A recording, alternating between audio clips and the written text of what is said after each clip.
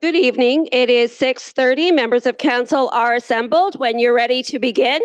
All right, thank you very much. Good evening, everyone. I'd like to call to order this regular council meeting of the Council of the Town of Saugeen Shores for July 7th, 2025. Welcome all members and everyone in the gallery. We're glad everybody is with us. So the second item on the agenda is the land acknowledgement. Councillor Halpin has that this evening.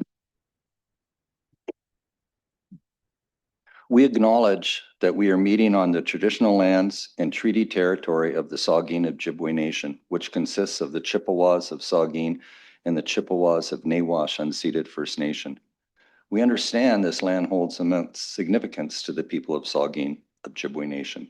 We appreciate those who live and work alongside us today and who continue the traditions of their ancestors as stewards of the land we are privileged to inhabit. We thank them for their contributions they have made in both caring for the land and in shaping this community. We commit to truth and reconciliation. We acknowledge the truth about what happened to Indigenous peoples because of colonization and to the reconciliation which begins with each and every one of us. I'd like to take this moment to congratulate Saugeen Ojibwe Nation on reclaiming and renaming their territorial beach, Saugeen Beach. As a local government and public organization, we are dedicated to learning about Indigenous culture, to fostering a better relationship with First Nations and their people, and we commit ourselves to actions that move us forward on a path of healing along with the Saugeen Ojibwe Nation. Thank you very much. Third item on the agenda is disclosure of pecuniary interest. Any member have one of those I'd like to declare at this time? Seeing none, of course, you can do that anytime if you need to. We have no additions, deletions, or amendments. We do have a set of minutes to adopt, and they are the regular council minutes of June 16th, 2025 and June 23rd, 2025. The recommendation is the council adopt the minutes of the regular council meeting of June 16, 2025 and June 23rd, 2025 as presented. Is there a mover and seconder? Moved by Davinsky, seconded by Mayette. Questions or comments to those minutes? Seeing none. Oh, sorry, the deputy mayor.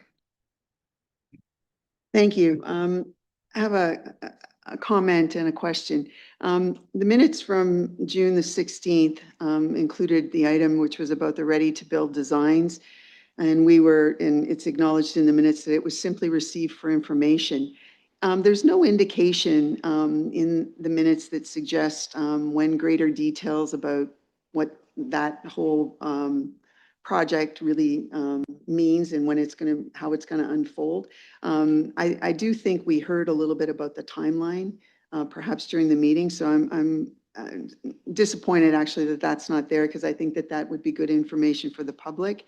And we've had some communication, well, some of us anyway, since then, concerning just how that whole process unfolded. And it was a significant investment in consulting fees and that sort of thing. So I guess when we receive other information, I would respectfully request that we get some information about how all of that started and happened, just going back a bit in the timeline. But I would also ask that at some point we get information about what happens next, because that was discussed a little bit during the meeting. And my second comment really relates to the very general nature of the minutes that we're receiving. They're extremely limited. There's really no indication in the minutes of key council questions, comments, or requests unless a motion is made. Case in point, the Aquatics and Wellness Center item about fees that was there. There is a motion, the Vice Deputy Mayor moved a motion to have $150 a year for membership to the walking track. That motion was defeated, but there were a lot of other very, I think, appropriate comments and requests and questions made by council members, but none of that is captured in the minutes. And so I'm concerned that our minutes have become so sparse that they don't really tell the story of what goes on during council meetings. I realize that the tapes are there You can go and watch the tapes. However, I think the nature of the minutes should reflect a little bit more some of the significant comments made by all members of council at different times, especially when there seems to be some agreement from a number of members. And my third comment about the minutes is 10.2, which relates to something that had to do with the Southampton Legion withdrawing their pledge. I would respectfully request that staff reach out to the current executive of the Southampton Legion to understand exactly what's going on in terms of potential funding or a pledge towards the Cenotaph project. I heard from members of the executive the day after our meeting that suggested there was something else to the withdrawal, and it was about funds moving accounts within the Legion, not necessarily a complete withdrawal from support. So, I think that there's a little bit more there, but I'm concerned that the minutes don't have some of the critical information that relates to what council talks about. So I don't know how to have Sure. that come forward, but I think the minutes are missing some good stuff. Thank you. Okay, well, maybe the clerk would have some comments about how the minutes are kept and the process. I'll have order, please. No applause from the gallery. Thank you. The clerk? Thank you, through Mayor Charbonneau. The Municipal Act requires for the clerk to take the minutes without note or comment. So some of the what was discussed, significant comments that are by a number of the members are very subjective terms. The intent of minutes is to record the actions of council and what was decided upon, with the exception of when it's a public meeting being held under provincial legislation. In those situations, more detail is required because of the potential for something to go to the Ontario Land Tribunal. So that is why the minutes look the way that they do. If it is their request of council as a whole to include a bit more information, again, we're sort of getting into some subjective territory, but if that is the will of council overall, it's certainly something that we can investigate. Thank you. Are there further questions or comments to either of these sets of minutes? Councillor Stack? Yeah, maybe just in response to the deputy mayor's comments, I think like the minutes aren't Hansard, right? So just to echo the feedback provided by the clerk, I'm a little concerned about having us, so the minutes are either going to become 80 pages long, because the only way to do that objectively is to record every single question. So I just caution that the job of council is to recall the positions they've taken and echo those to the town, if that's, to the constituents, if that's what they so choose to do, but to otherwise require the clerk to record every single question, I think we just run into a resourcing issue. And again, I'd rather have a discussion about whether we need Hansard versus having that level of record. Thanks. Thank you. Any further questions or comments to the minutes?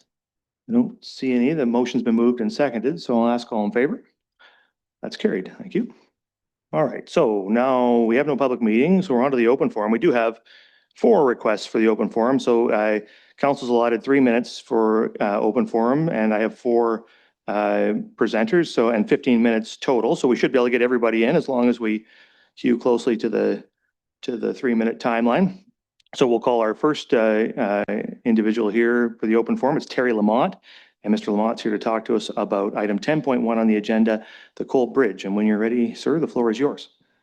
Yes, I am Terry Lamont.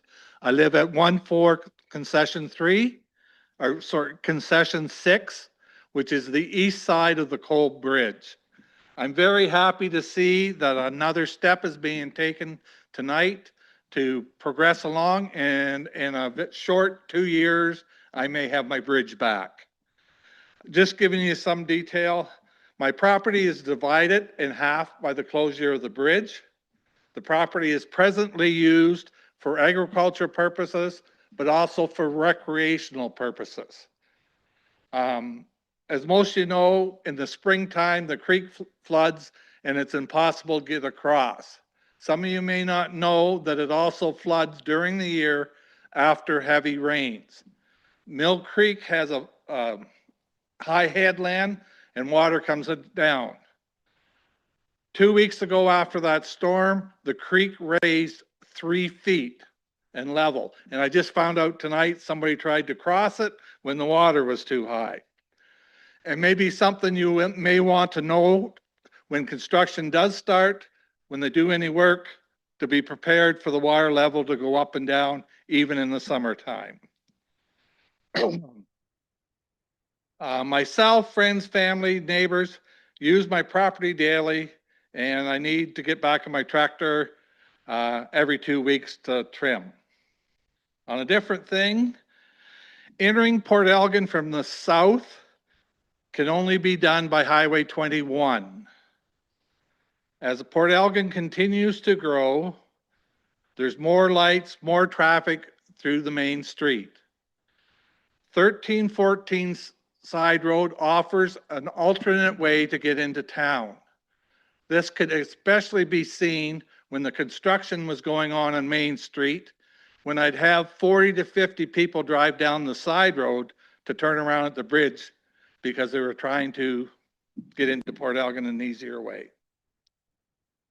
This could also happen if an accident happens on Highway 21. I did look at the presentation for later tonight. I have not picked out a best option. I'm just happy that something's being done.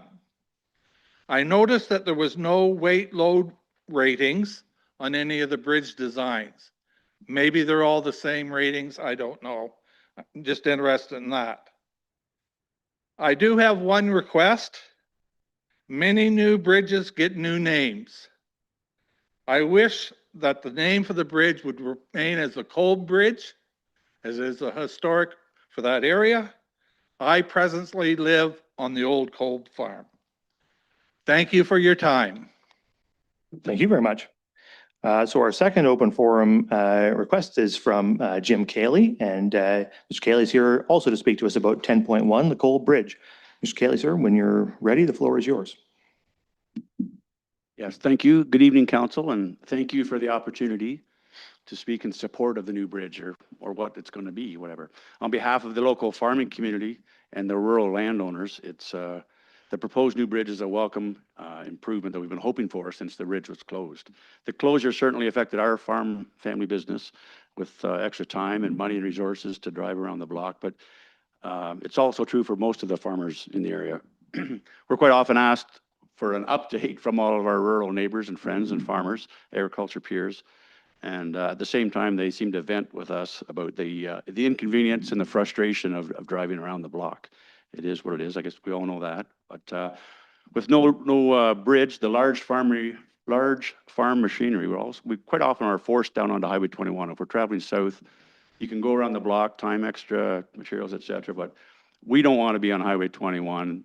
The commuters don't want us to be on Highway 21, and it is certainly a huge risk. So the bridge is definitely a positive in that light.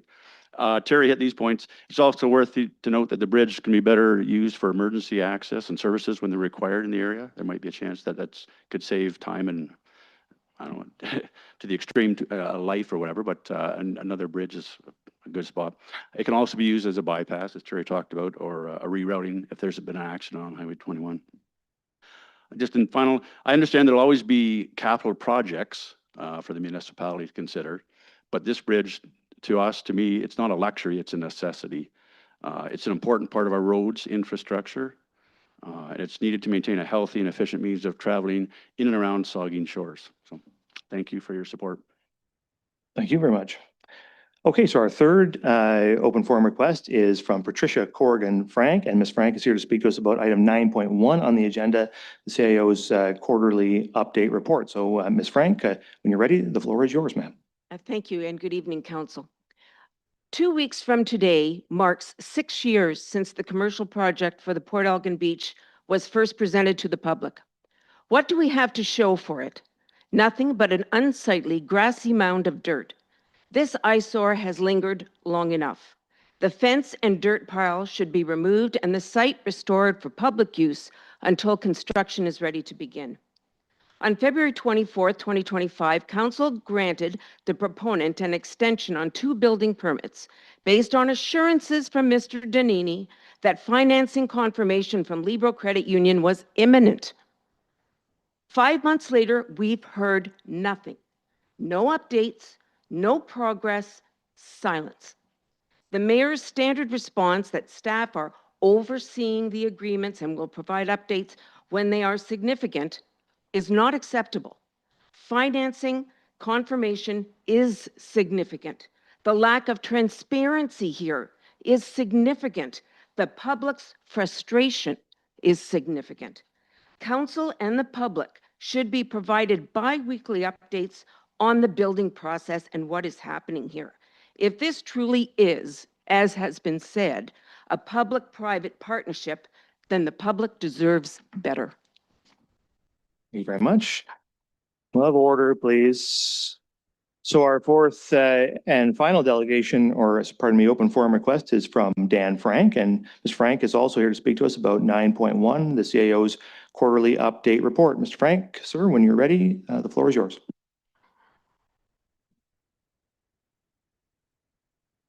I'm here to talk about the pile of sand down at the end of Mill Street at the corner of Harbor Street.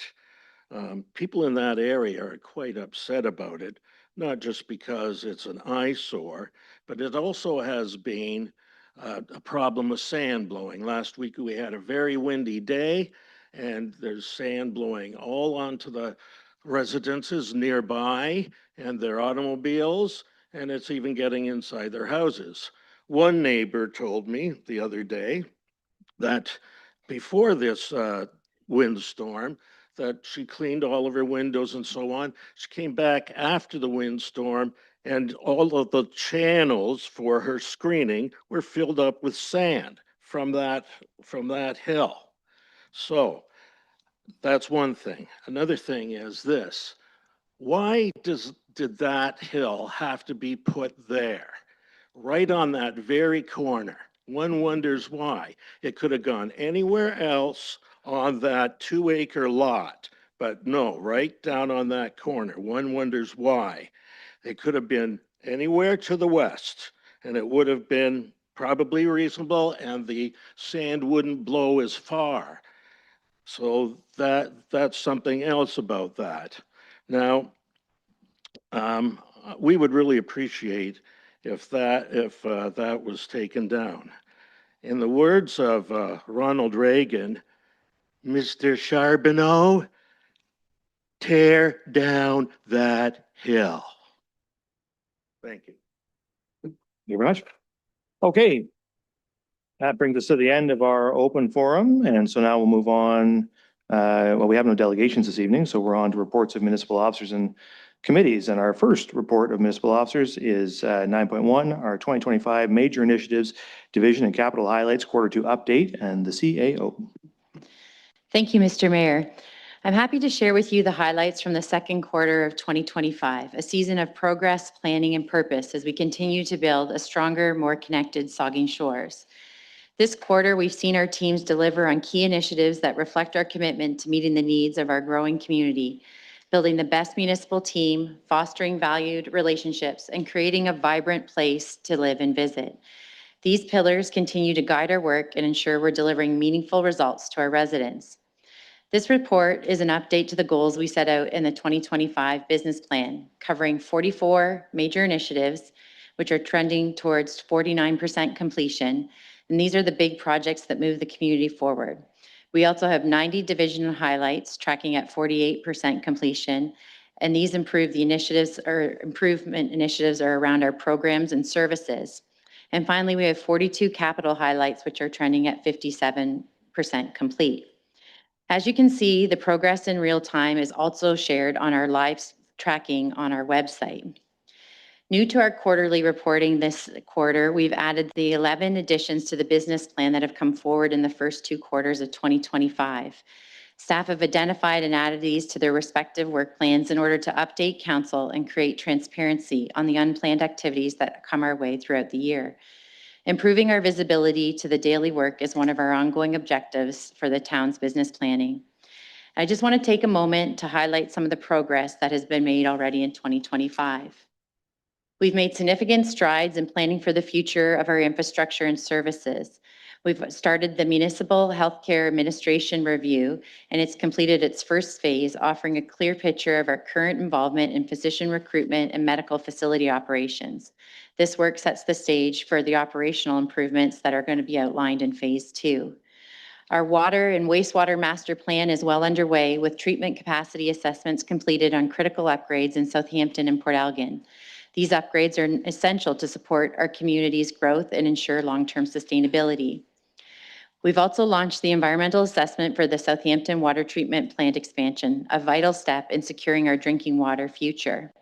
In Southampton, the wastewater treatment plant upgrade is also moving forward, with tendering complete and a report to council scheduled soon.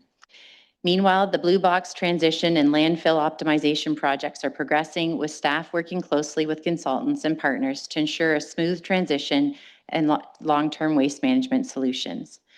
And we are proud to share that the town has been awarded $4.3 million in MTO Connecting Links funding, supporting major roads resurfacing and intersection improvements. And further information on that work will be coming forward. Our people remain our greatest asset at the town of Saugeen Shores. In Q2, we welcomed 48 seasonal staff, including 34 students, who are helping us deliver exceptional services during our busiest months of the year. We also celebrated the successful negotiation of a new IUOE collective agreement, reinforcing our commitment and to a respectful, progressive, and collaborative workplace with our union members. The town's staff ambassador group relaunched this quarter, bringing together voices from across our organization to champion engagement and recognition for our employees. Their new bi-monthly newsletter titled SCORE will spotlight the incredible work of our Team Saugeen members. We also are proud to welcome our first ever Heritage Summer student, Avery Adams, who is helping enhance our heritage tours and support the Municipal Heritage Committee's important work. Our Engaged Saugeen Shores platform continues to grow, with over 11,700 visits and 885 members as of June this year. This platform is becoming the go-to place for residents to learn and contribute to town projects, strengthening transparency and trust. Behind the scenes, we're preparing for the future of the Aquatic and Wellness Center through our staffing transition plan, our Microsoft 365 rollout, and server hardware upgrades, all ensuring our teams have the tools and support they need to succeed. The Aquatic and Wellness Center is on track and on budget, and we're looking forward to a soft opening this fall. The pool, construction, fitness equipment, procurement, and every detail is coming together to bring this long-awaited facility to life. At Lamont Sports Park, Phase 1 continues to thrive, and Phase 2 is well underway. New amenities like batting cages, a pavilion, and accessible washrooms are enhancing the experience for all the visitors there. We also celebrated a number of community spirits and spirit events like Kids Bike Night, which brought over 100 children and their families together for an evening of fun and fitness. And our Life Jacket Loaner and Beach Accessible Wheelchair programs are back for another season, ensuring everyone can enjoy our beautiful waterfront safely and inclusively. As we reflect on Q2, one thing is clear: our progress is powered by our people. From infrastructure planning to community programming, every initiative is a testament to the dedication, creativity, and care of our Team Saugeen. Thank you to Council for your continued support and leadership. Your commitment to investing in our people, our infrastructure, and our future is what makes Saugeen Shores a great place that we're all proud to work at and to call home. Together, we're not just keeping pace, with growth, we're shaping it. Thank you, Mr. Mayor, and I'm happy to take any questions. Thank you. So there is a resolution that council receive the 2025 Major Initiatives Division and Capital Highlights Quarter 2 Update Report for information. Is there a mover and seconder? Moved by Councillor Halpin, seconded by Councillor Stack. Questions or comments from members? Councillor Grace. Thank you, Mr. Mayor. I have a question about the Life Jacket Loaner Program and Beach Accessible Wheelchair Program. It's great that we have these programs. Last year, I think we rolled out the Beach Wheelchair Program. My question is, because I know that there's no cost, it says, but is there some kind of deposit required, and what's the process for that? The Director of Community Services. Thank you for the question, and through you, Mr. Mayor. There is no cost for the loaner program of the life jackets or the accessible wheelchair. The accessible wheelchair can be booked online with no deposit required. Okay, further questions or comments from members? The Deputy Mayor? Thank you. I have a couple. I'll ask a couple and see what other people ask about. There's mention of the development charges background study showing up. I think it's beginning in Q3. Is there a sense of when the timeline would grab council engagement and public engagement associated with that? Just because it's showing as coming up soon, but is there a timeline that, it would involve us and the public? The Director of Corporate Services. We've just begun with Hempson, and the process will take place now through June of next year. We'll be coming forward in September with a report outlining the details of the plan. Thank you. I also wanted to ask about the RFP for the Port Elgin waterfront. It talks about a draft being prepared prior to release of a request for RFPs. Will council have a chance to comment on a draft? Will we see it before it goes out to the tender website for things to come in? There's a lot of excitement about that, and some of us have experience back with the other waterfront plan. So this is sort of continuation of that. Is there an expectation we'll see something ahead of the RFP going out? The CAO? Thank you for the question, and through you, Mr. Mayor. It's not our normal process to bring RFPs forward to council, so I'm just trying to think about how we could do that. I'm kind of making eye contact with the Director of Development Service to see if he has any thoughts. It is taking the work that was approved by council in the waterfront master plan and the waterfront design concept and putting that forward to see if we can get a consultant to advance that to more of a detailed design. So it's not going back for a wholesale design on the work. It's looking at those already two council approved documents and how we advance them.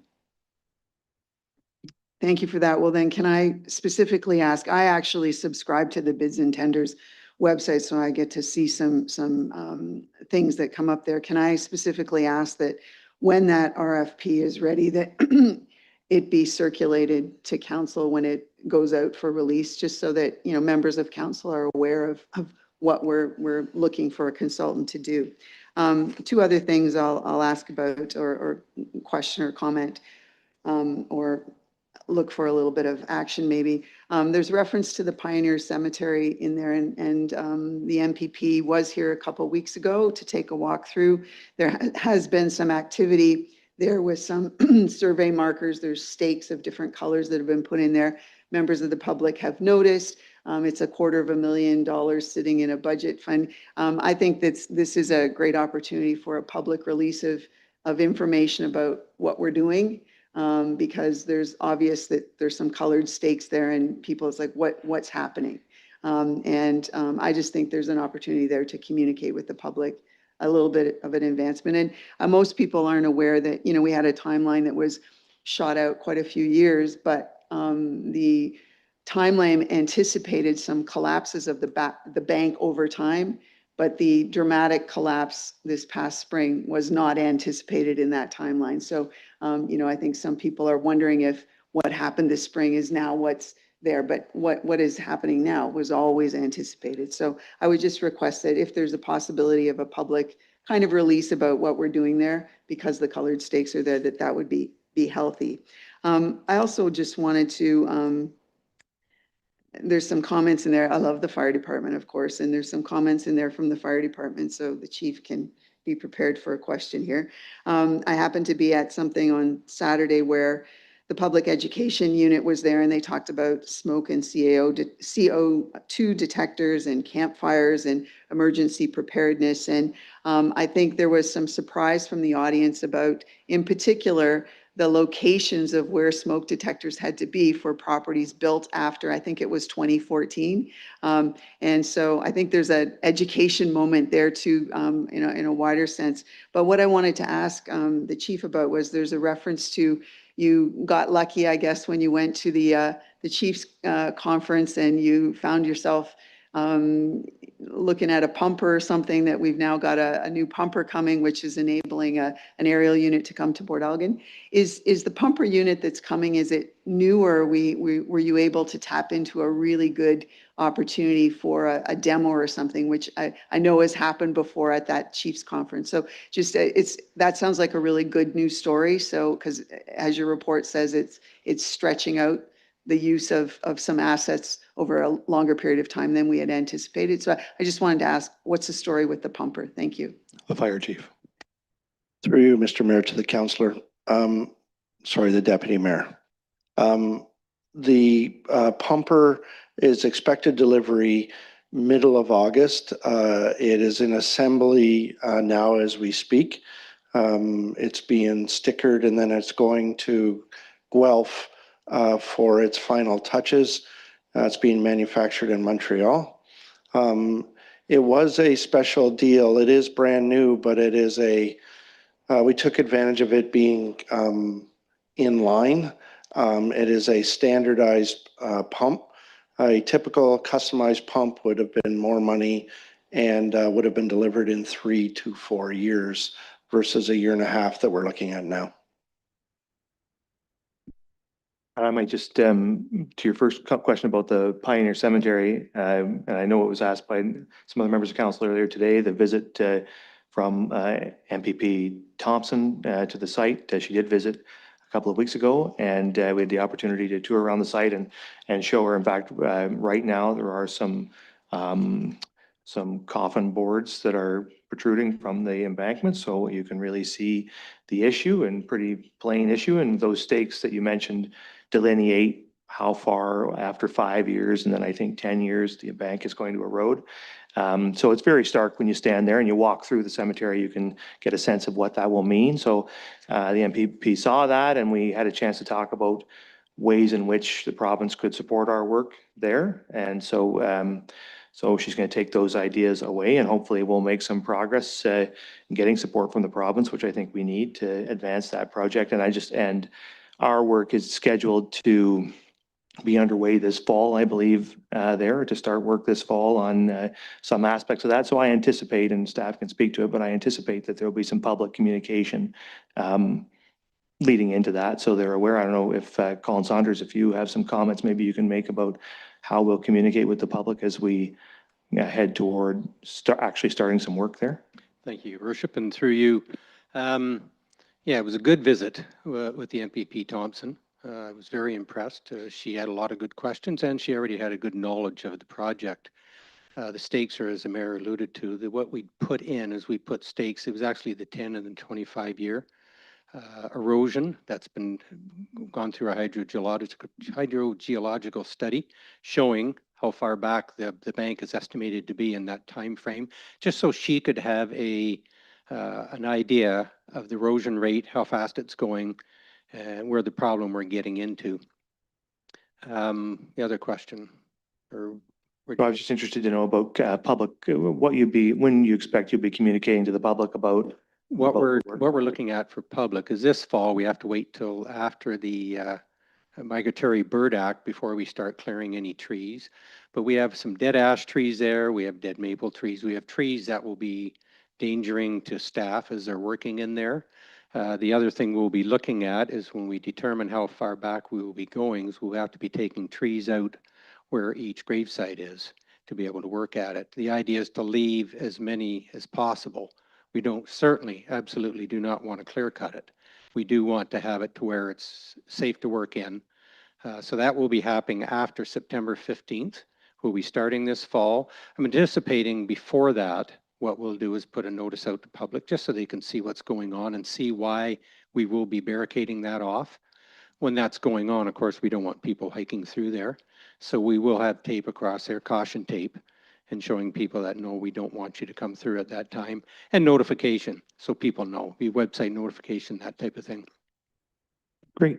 Thanks very much for that, Colin. Appreciate it. Are there further comments? The Vice Deputy Mayor and then Councillor Halpin. Yeah, thank you, Mr. Mayor. And I just wanted to thank Karen and staff for the quarterly reports are always very, very enlightening and really brings to light the broad scope of projects that are happening throughout our community and staff working so hard. And we're getting a lot of things done in Saugeen Shores, that's for sure. And I just wanted to thank, I see Adam Parsons here tonight, their manager of parks, and I just wanted to thank Adam and the IT department. The Wi-Fi is working well, and I'm out there a lot of weekends umpiring ball and watching grandkids play, and the comments from out of town are really overwhelming, not only for the Wi-Fi, but Lamont Sports Park in general, and 10 tournaments out there again this year, over 2,000 motel rooms booked last year by teams from across the province for tournaments, bringing lots of economic spin-offs into our community. But I just wanted to thank staff for bringing IT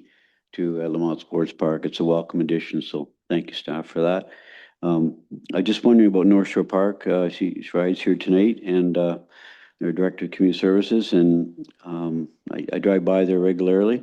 And the trees I think are going in soon. And a couple questions I had, Strides. When will the fences come down, and when will that park become usable? And is there a playground being constructed, or has it been constructed? I don't see it, but is it soon?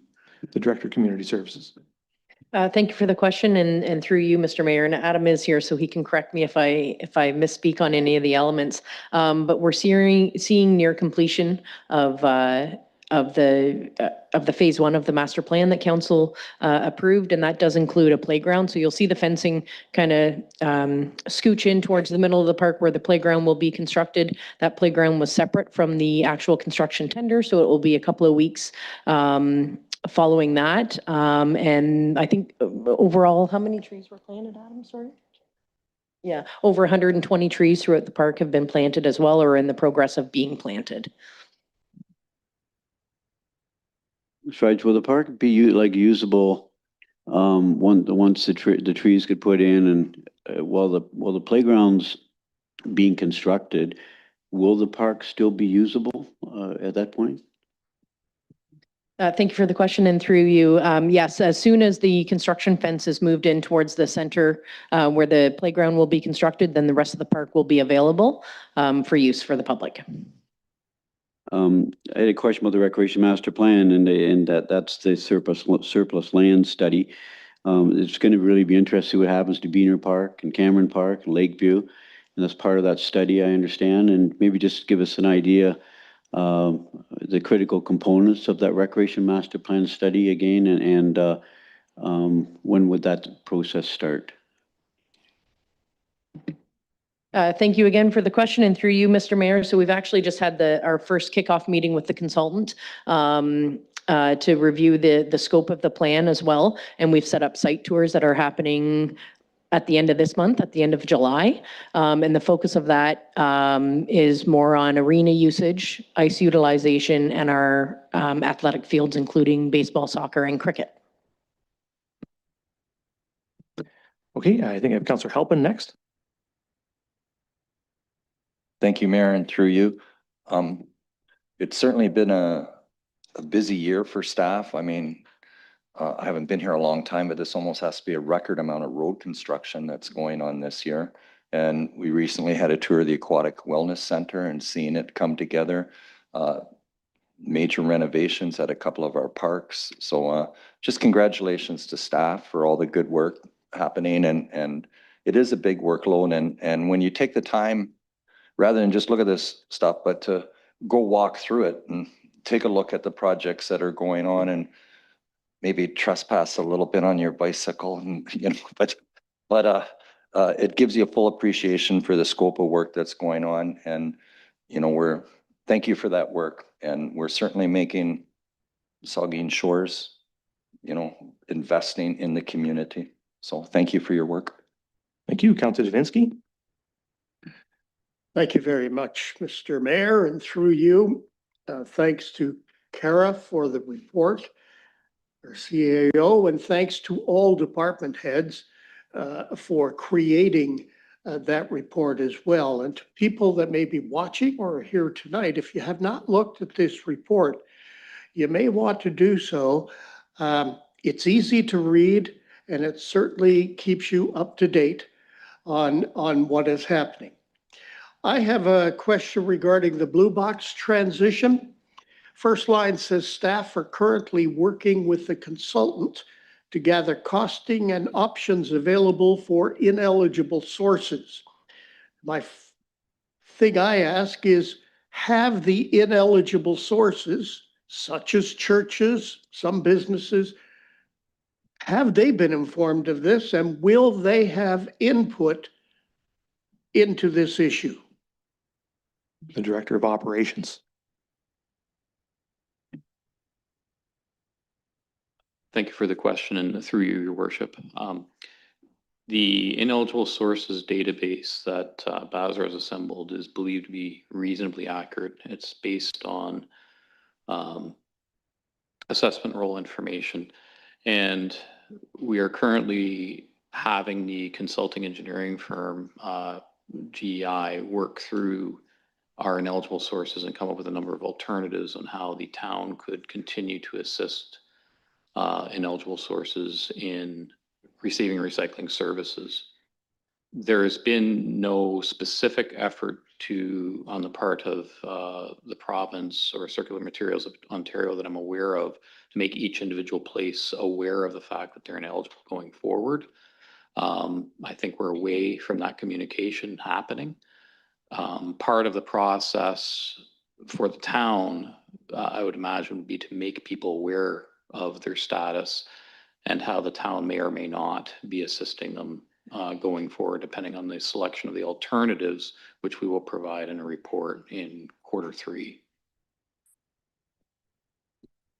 Through you, Mr. Mayor. So I didn't hear Mr. Prentice say that the ineligible sources will have input to this sort of thing. Is that something that you can't do, or the province says you don't have to do? I just wondered. I don't think there's a specific plans by Circular Materials Ontario to have ineligible sources provide input onto this process. I don't think it works like that. It's a provincial mandate. Circular Materials Ontario is the organization which will be dealing with all eligible sources of recycling. The ineligible sources are, quite frankly, the one item, and I believe there's a piece of correspondence on the agenda tonight where there's a lot of concern about the fact that they seem to have been, frankly, forgotten about. I think this, Mr. Mayor, I think this needs to be looked at a little more closely, because at the end of the day, when this is ready to go, and it has to be ready to go by the end of this year, really, we could have a lot of ineligible sources, not through fault of our own, that are just going to be left to scramble on their own. And I don't think that's fair. So I think this should be looked at with a little more detail. Thank you. I think my understanding is that that's exactly the work that staff is doing, is looking at the situation, and it's going to come back to council with recommendations on just how we can address that before the end of the year. So that's exactly, I think, I mean, you're quite right. And I think that that's what we're working on. So hopefully, and there'll be an opportunity for council to make decisions about how we're going to handle those ineligible sources. The Vice Deputy Mayor, you want to comment to that? Yeah, sitting on the Basra committee, we just met last week actually, and we talked about ineligible sources.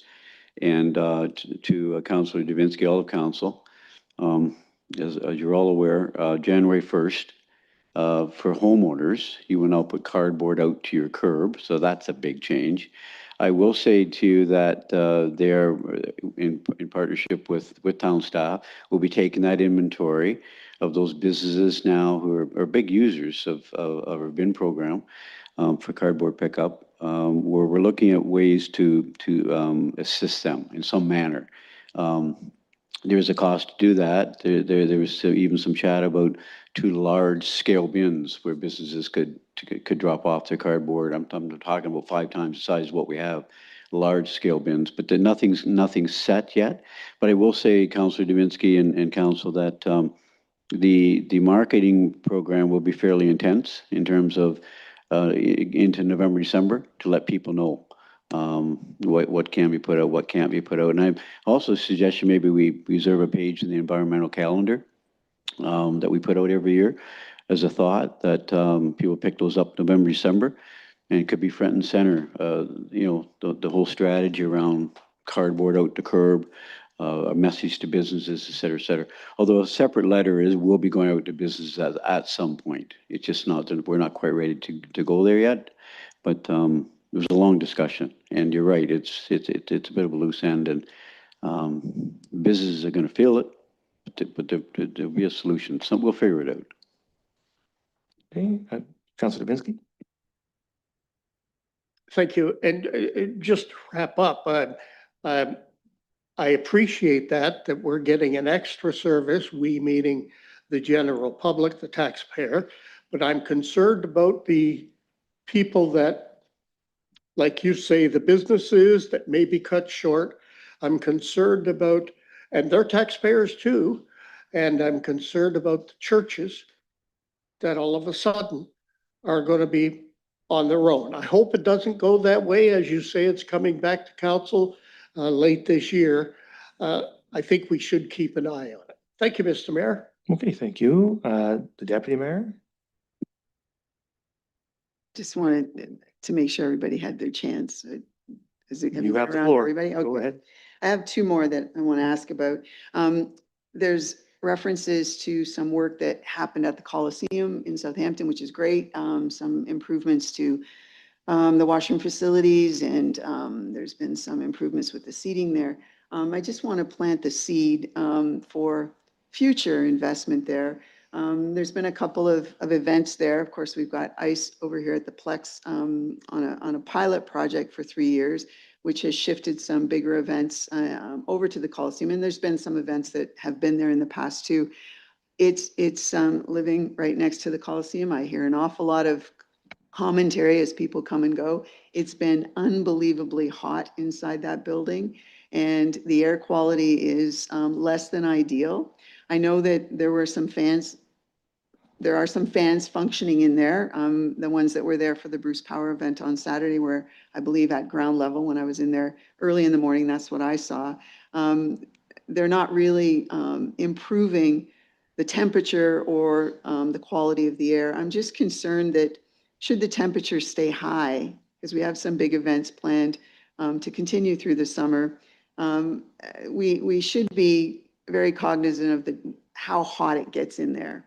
As a public facility, there probably are some regulations about that. I'm not saying we've surpassed them or anything yet. However, I have heard from many people and have experienced myself that it's extremely hot in there, and also that the air is not moving around. So just want to plant the seed beyond the nice improvements we made to some bathrooms and that sort of thing in there. And I know the doors at the front have been replaced recently, which have made them much more accessible. And the building is kept incredibly clean and all that kind of good stuff. I think we should be looking forward to encouraging these big events to come back to that facility, but also to attract more. And to do that, we should make sure that the conditions inside the building are conducive. So I just wanted to plant that seed because it was nice to see a little bit of investment this year, but I think there's more to come. My second question is really for development services. There's a reference in the major initiatives update that talks about the CCV project, and it talks about underground installation early in Q3. Well, we're I think at the beginning of Q3. So I'm assuming that underground installation activity will involve probably more noticeably than has happened, or maybe it hasn't happened at all yet, the dewatering. I'm curious to know when that dewatering starts, where is the outflow for all that water? Where is it going to? Is it going into something that's going to process it through, or is it just being diverted to the lake? Because it does talk about underground installation starting in early Q3. And the second part of my question is, how is the town if at all, involved in that. There's big pieces of concrete down there that, when I asked, I was told they were specific to the proponent, and so they're on their site. But I'm assuming we must have to do some work to do connections with municipal services there. But mainly, I'm interested to know about when dewatering starts, because I'm assuming, underground stuff is going to require that. Where does that water go? Thank you. The Director of Operations wants to speak to it, the Director. My understanding, there will be a finalized version of the hydrogeological report, which, if it contains the same recommendations as the previous one, will include on-site treatment to achieve compliance with provincial water quality objectives, and then discharge into the town's drainage system, namely ditching. That's with respect to the dewatering. So I was kind of looking over there, and then and you spoke. Rahul was standing up. So what you just said was, when dewatering happens, there's a requirement that whatever comes out of the ground is treated on that site for all kinds of good reasons before it's dispersed into the town's drainage system. Is that sort of a snapshot of what you said? Yes, that is correct. Thank you for that. Sorry, Rahul, you didn't get to answer that one. I also, part of what's going on in that site has to do with the pile of sand, and I realize it's related to construction too. However, there are things in the site agreement that talk about, mitigating effects on the area. So whatever we can do to mitigate those effects from blowing sand. And yes, sand does blow at the beach all the time. However, sand, which has been lifted strategically, placed in a different location and basically become less dense because it has been lifted and moved. It is moving around. So there are things in the site plan agreement that requires that the proponent consider mitigating some of those impacts. But I do appreciate the comment. I guess I would like a comment still about how the town is involved in this underground, how's it referred to? The underground installation that's expected to be starting soon, because there will be connections. So where will we have to dig to connect? Like, will that be disruption to any of the streets there? Sure, well, we can turn it over to Manager of Engineering. He's standing up, the Manager of Engineering. Good evening, Mr. Mayor, and through you, I got the chance now. So the developer still waiting for the permit from the ministry. They're working on it, and they haven't received the permit yet. We have checked with the consultant. They are working with the developer to get the access to the permit process. So they haven't received the permit yet. So we don't have any specific timeline when they will get the permit and they will start the work. Until they receive the permit from the ministry, they cannot start the underground utilities work. Deputy Mayor. Can I just ask you, and sorry, I should have perhaps sent this in advance, but where will the connections be made from the site system to the municipal system? Like where is that potentially going to require some digging or something in the future, even though there isn't a specific timeline yet? Is it going to connect on Harbor Street, on Mill Street, on Green Street? Like where's the connection point for their system? I think it will be to the Harbor Street as per their plan. There's a point of order from the councillor. And it's nothing serious. If we could get Mr. Emid to move that microphone up and then lean right into it, because a lot of our audience can't hear Sorry about that. what's going on. Thank you. Go ahead, Rahul. Hopefully everybody can I hear you. think the connection, as per their site plan, they have two locations. For sanitary, they will connect to the Green Street, and for water, they will connect to Harbor Street. That's the plan, yes. Okay, any further questions or comments from members? I had just I guess, two questions or one with respect to the 11 additions that have now been made to the business plan so far this year. I just wonder, is there, and all of them are just sort of unavoidable, but I wonder, I don't read anything in here. If it's here, I missed it. I don't like, have there been impacts to the rest of the plan or to the delivery of the rest of the business plan as a result of the additional work that's been added in there?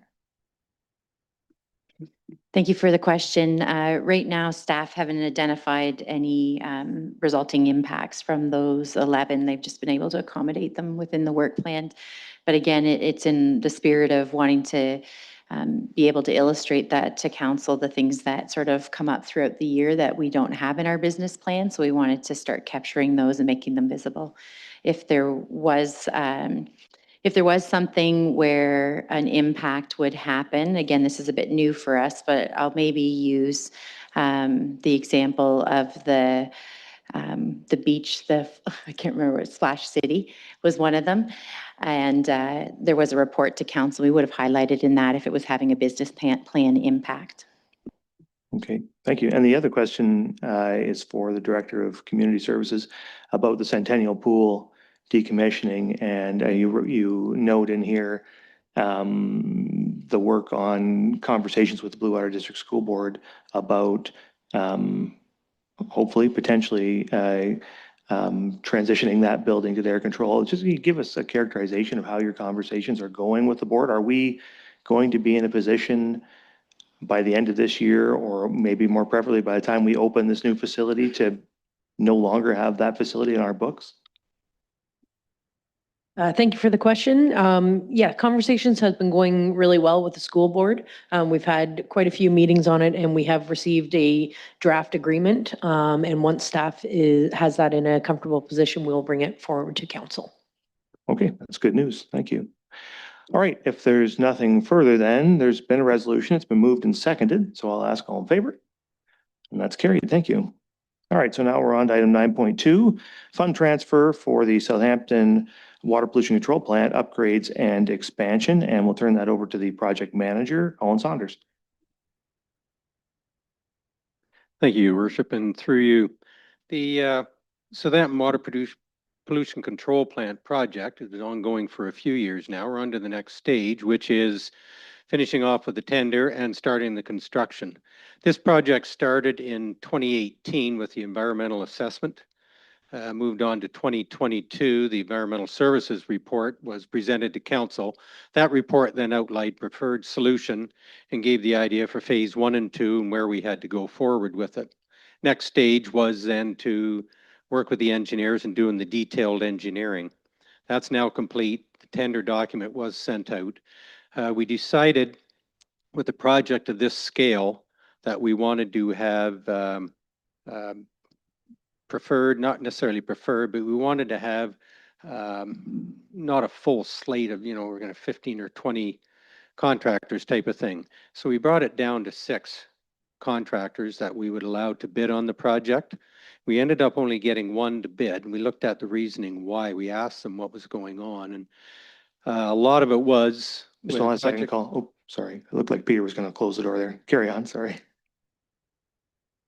A lot of it was when the project came through, there's so many other projects on the go.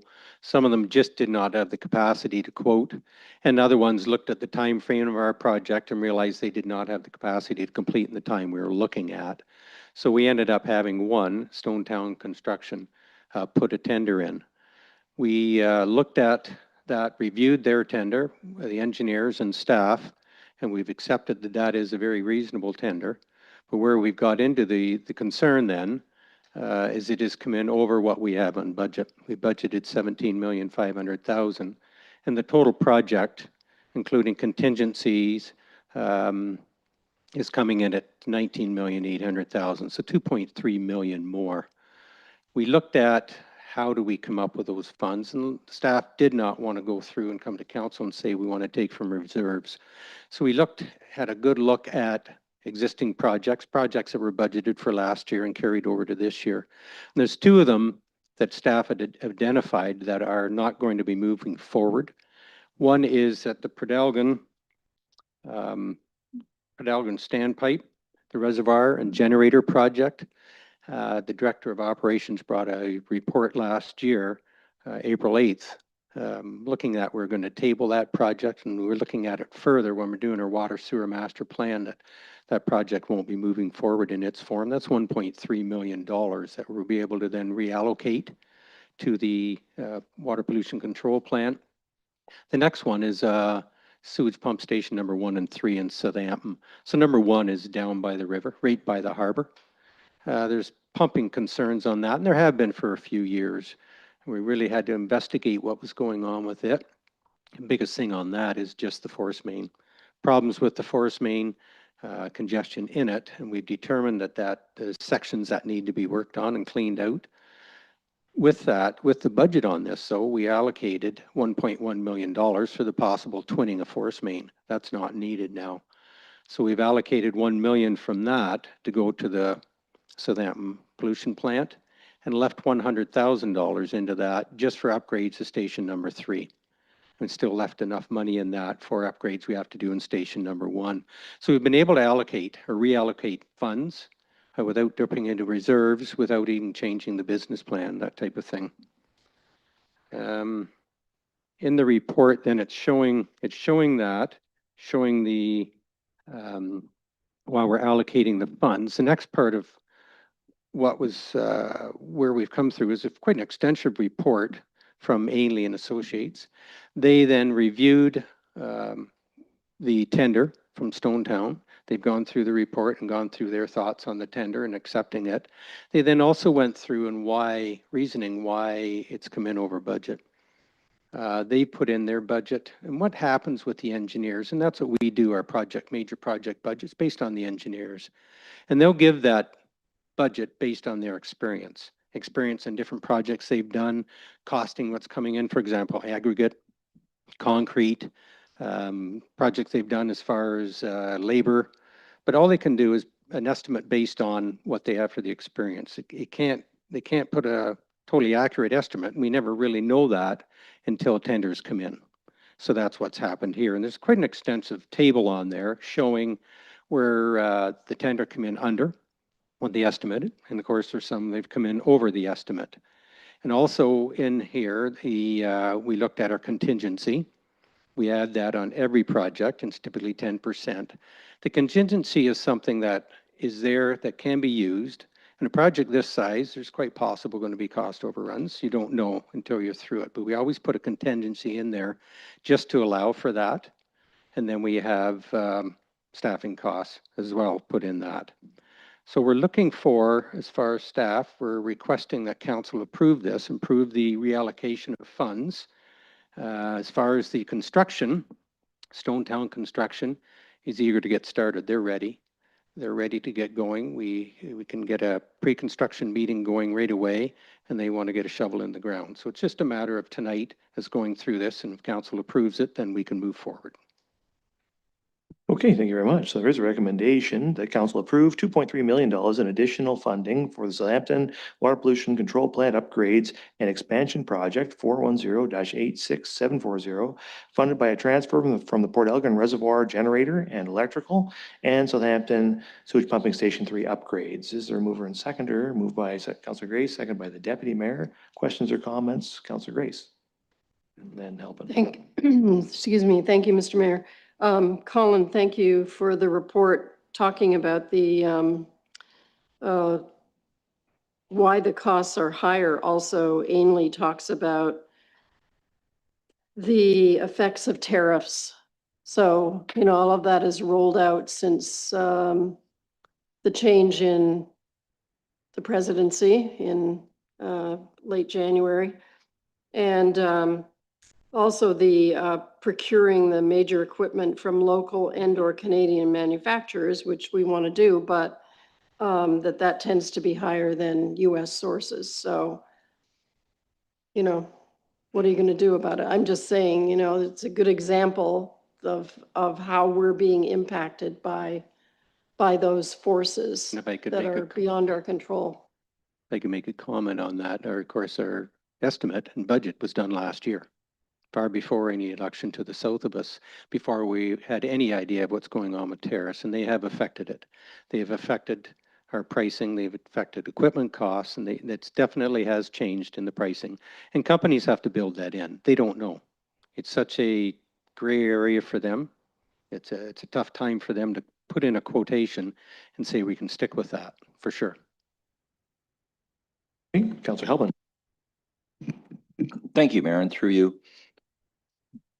First of all, I want to say it was an excellent report. Explained everything in very plain language. The figures were very straightforward. Lots of acronyms to work your way around. You know, and if you think of it, if we end up not using our contingency, the project won't be that much extra, really, will it? We're asking for 2.3 more, and there's a 1.7 contingency, so there's a good chance that opportunity for savings on this. This is a lot of money, but if we want to be set up for the growth that we're expecting, we need this to happen, you know, and we need to be prepared for the future, and our best decisions are long-term decisions. So this is something I can really get behind and support. The other thing I just wanted to mention is personally, if we have to pay more to not use American, I'm willing to do that too. So deal with our friends, which doesn't seem to include them. So thank you. I support this bid, and thank you for the excellent report. Thank you, the Deputy Mayor. Thank you. I may be the only person sitting around the table, but I have actually never visited the Southampton wastewater treatment facility. So More than happy to give you a tour. pardon me? I'll be more than happy to give Well, you a tour. I don't know if I'm the only one, but I'm just, potentially $20 million investment, 19 point whatever, million dollar investment at an appropriate time. If there's an opportunity for me and others who are interested, certainly I would be appreciative of that invitation. I think it's, I think it's one of the only facility that I haven't visited. Thank you.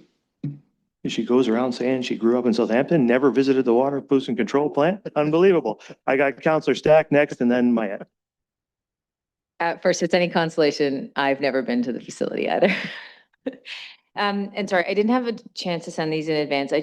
When I was looking at the comparison, I just want to make sure we're comfortable with the scope, because I understand, like, I see some of the differences that the consultant noted in terms of pricing, but like some of the requirements were fairly substantial, which led me to believe, or led me to wonder whether there were some scope issues here, because like when you see general requirements, a $1.6 million difference, like certainly if I saw that in my day-to-day, I'd be concerned about the scope certainty more than anything else. Were we comfortable in terms of scope, and this was strictly sort of the issues they raised as the majority of the reason for the change?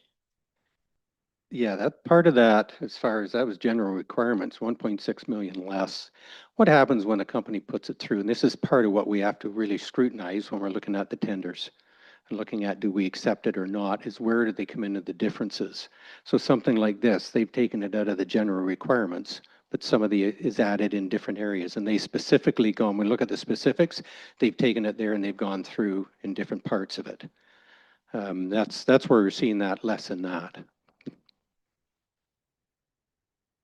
So sorry, just to clarify some of the issues, like, so when I look at carpentry, for example, is it more a case of recategorizing some of the, okay. What there can answer on that. So carpentry, for example, carpentry, concrete formwork, that falls under carpentry. So the company can look at it and say, okay, yes, we're going to call that carpentry. As far as the engineers, they looked at that all concrete work.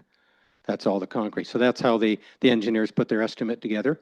The company would have said, well, no, the formwork is carpentry. That's an example of how it could change. Councillor Matt. Thank you, Mr. Mayor, and through you. I have a question and I also have a comment. I have been to the Southampton water treatment plant, that's wastewater treatment plant. I've been to the Port Elgin one as well, and when you visit there, what you'll notice is they're very different. They use two different technologies. One uses the newer one, the Port Elgin one uses a bubbler system, and the other one uses a kinetic round flowing system. And the question is then, we're not changing the technology, we're not upgrading the treatment plant to the aeration technology that is at the Port Elgin plant, right?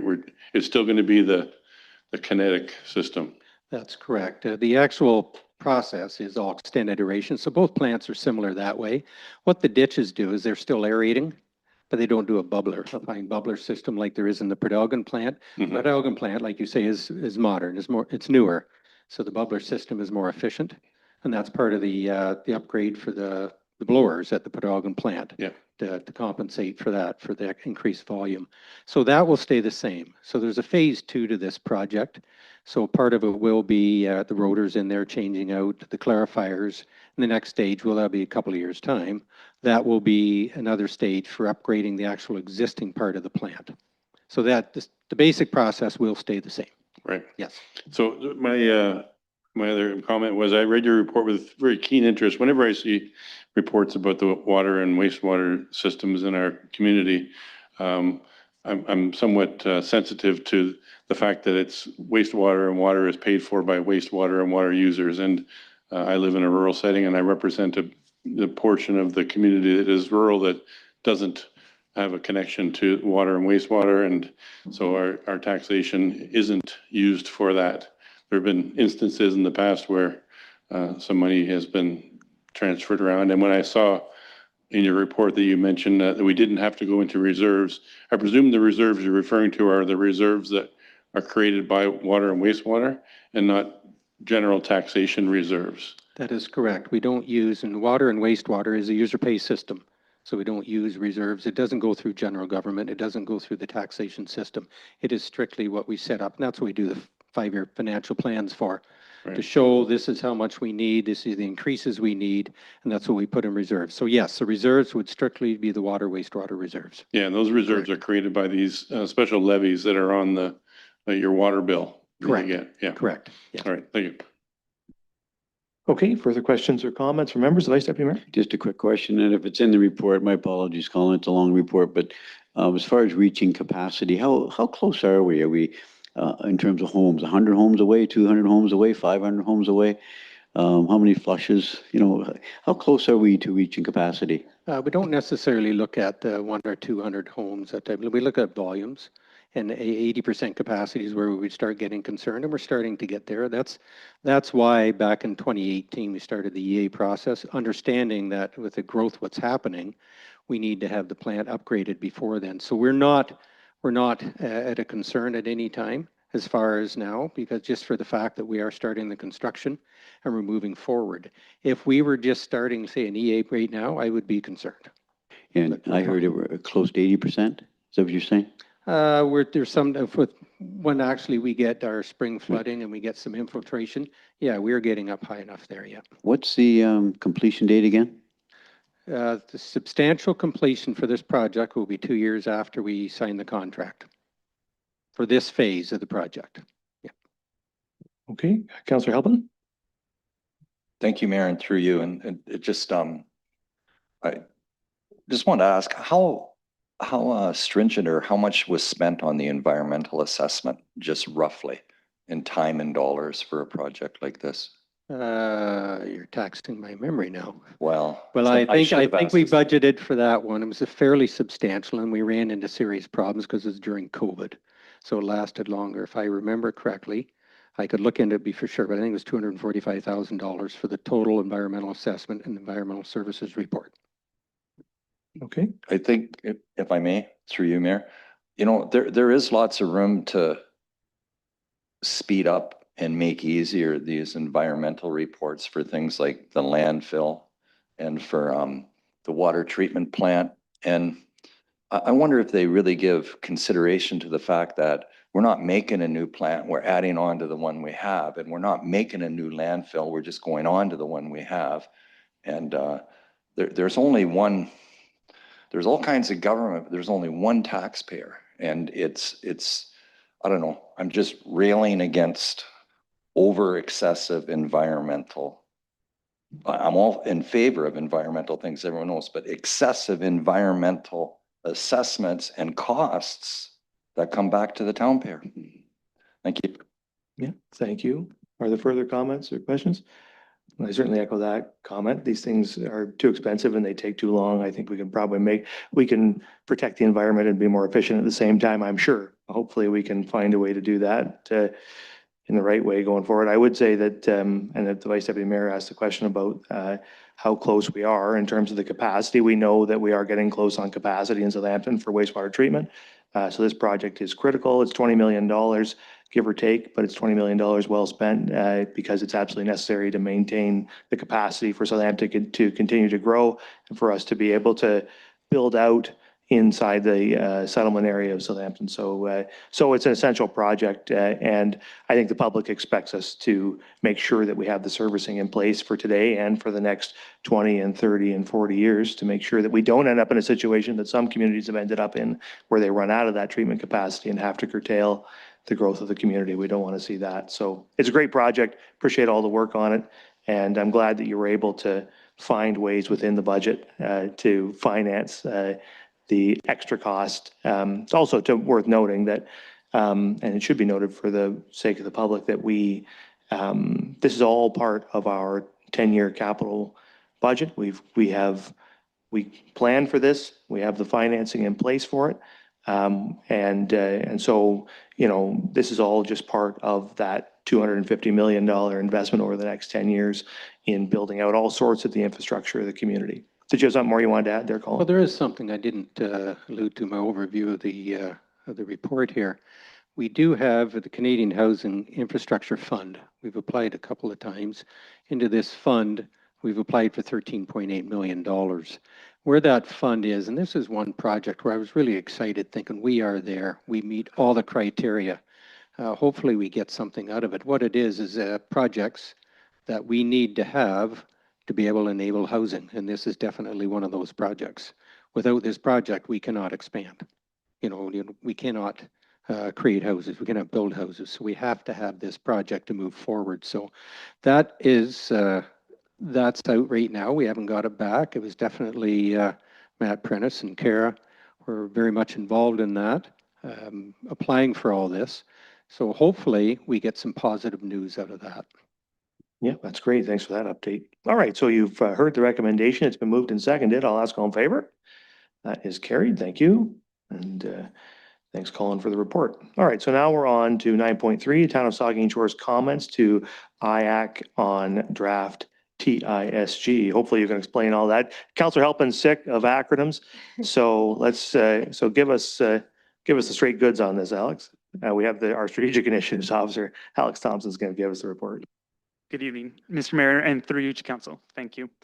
Today, I'm here to provide a report to Council proposing a comment submission to the Impact Assessment Agency of Canada on the draft Tailored Impact Statement Guidelines and Public Participation Plan on behalf of Saugeen Shores. The draft Tailored Impact Statement Guidelines outline the specific factors to be considered in the assessment of the project and provide direction to the proponent, Bruce Power, on the studies and information required in its impact statement. The draft public participation plan explains how the public will be engaged throughout the review process and provides details on how and when public participation opportunities will take place for each phase of the integrated assessment. Once the plans are finalized, the Impact Assessment Agency of Canada will post them to the registry with the notice of commencement, marking the start of the impact statement phase. With that, I'm happy to answer any questions that Council may have. Thank you very much. So there is a recommendation that Council endorse the draft Tailored Impact Statement Guidelines comment submission on behalf of the Town of Saugeen Shores, and the Council directs staff to submit the town's comments to the Impact Assessment Agency of Canada. Is there a mover and seconder? The Vice Deputy Mayor and Councillor Mayette. Questions or comments from members? Grace, and then the Vice Deputy Mayor. Thank you, Mr. Mayor, and thank you, Alex, for the report. Very thorough, detailed. I just wanted to particularly comment on how I appreciated your comments about public comments, that because you were talking about the fact that it's the timeline that's presented to the public with very detailed technical reports that they only have 30 days to go through. and that we're grateful to Bruce Power for providing some funding to help us with that process. But that you're urging the IAAC to keep that in mind and when they're consulting with the public to perhaps lengthen the time that's available to the public to really do an informed review, to take the time to to process that and understand it. So thank you for your report. Thank you. The Vice Deputy. I won't repeat all what Councilor Gray said, but I had circled. I just wanted to recognize that those 12 key areas they've recognized as being important to our community, and in terms of Bruce C. and the proposed expenditures for expanded services, facilities, infrastructure. That's good news. And I wanted to commend our mayor. Mayor Charbonneau for, I remember having a discussion with Luke about 3 or 4 years ago when they were talking about Bruce C. And he made his voice heard that there must be contribution to our infrastructure and future expenditures. And I recall that conversation like it was yesterday, and he stood his ground, and I just applaud you, Luke, for taking that stance, and it's in there now. And so this will be a good partnership. So thanks for your report too, well written. Thank you. Thank you. Further comments? The Deputy Mayor. Thank you. I don't know exactly how they would fit in, but in reading the documents that we received, there's references I think it's coming from Bruce Power. It says, including policing and education.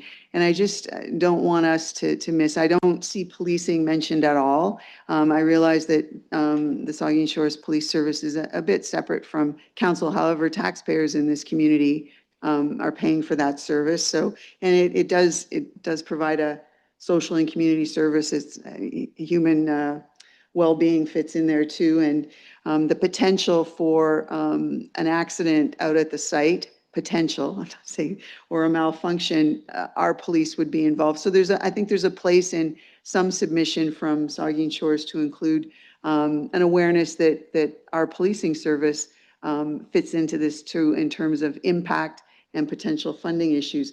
The education question, I'm assuming that the Blue Water School Board is doing their own thing, but anything that relates to Bruce C. would also potentially put impact on schools in our community. And so at least a passing comment about that, I think belongs in anything that we submit to, as an awareness that there's an expectation as Bruce C. moves forward that growth in our community, that education will be affected as well. And I guess I would ask if there's a possibility, your report says that the town received a request. Was there or can there be a request forwarded over to the chief of police for a comment to, or for the police service to do their own response? Because definitely there are some emerging, changing issues in our community as a result of a number of factors, but certainly the potential for Bruce C. Heightens some of that potential change going forward too, which does impact policing in our community. So thank you for that. The CAO will comment. Thank you, Mr. Mayor, and through you.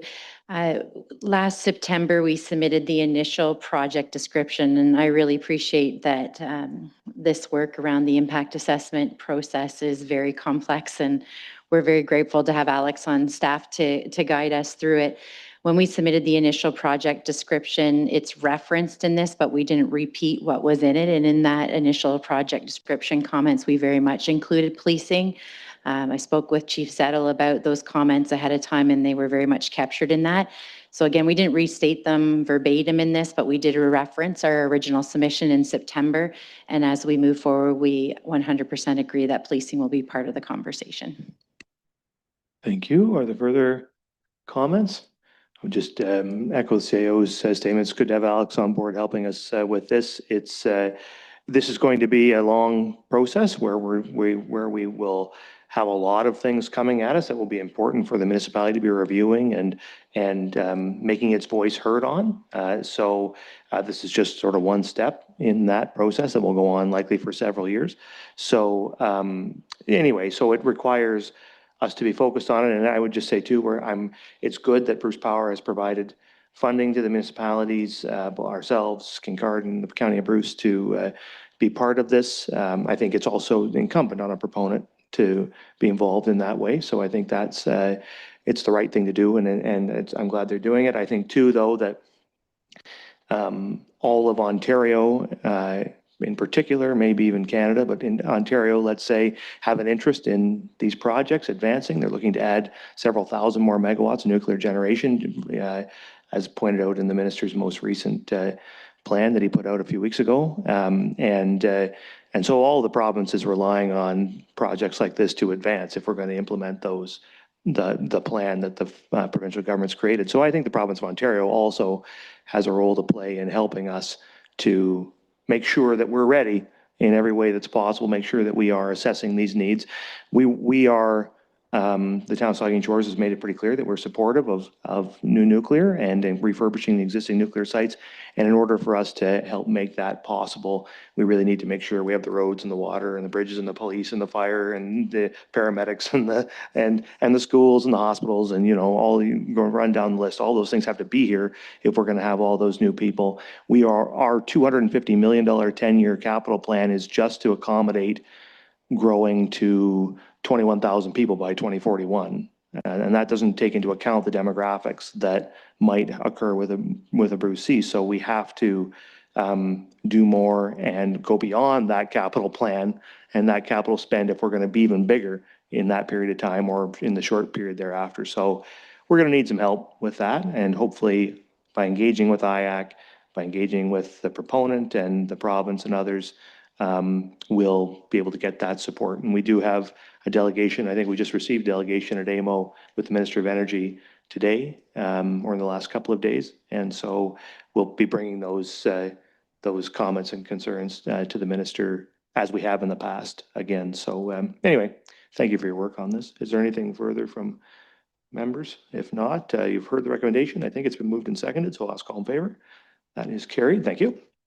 Finally, 9.4, the FCM Climate Change Program Analysis and Recommendations, and the Director of Development Services. Thank you, Mr. Mayor. This report follows on recommendations that were brought forward to Council by the Environmental Ad Hoc Committee late last year.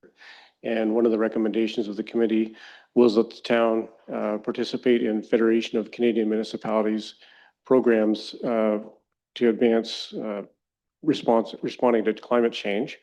So we took those recommendations and we've reviewed them. And this report summarizes our review of those recommendations and the programs that they're recommending that we take a look at. The recommendation is aligned in principle with our strategic plan. We looked at it from that standpoint. And the recommendation also has some areas of where it dovetails with some things we're already doing or planning to do in the business plan. The recommendation came forward from the committee in two steps, with an initial commitment to participate in the Partners for Climate program to build momentum and capacity, and then follow that with involvement in the Building Adaptive and Resilient Communities program as a future step. The analysis that we've done is that the first Partners for Climate Protection step can be done with current staff as a multi-year 2026 to 28 project, while the Building Adaptive and Resilient Communities project would entail some future staffing considerations or consulting commitments in future years, 2029 and beyond. So since there's no cost to join the Partners for Climate Protection, and it does provide us with resources, we think it makes sense to join that program now and begin our internal education and program design to more fully flesh out the requirements, which could provide some information and input to the 2026 business plan in the fall. In terms of the Building Adaptive and Resilient Communities program, we don't think we need to commit to a decision about that right now, about participating in that program at this point.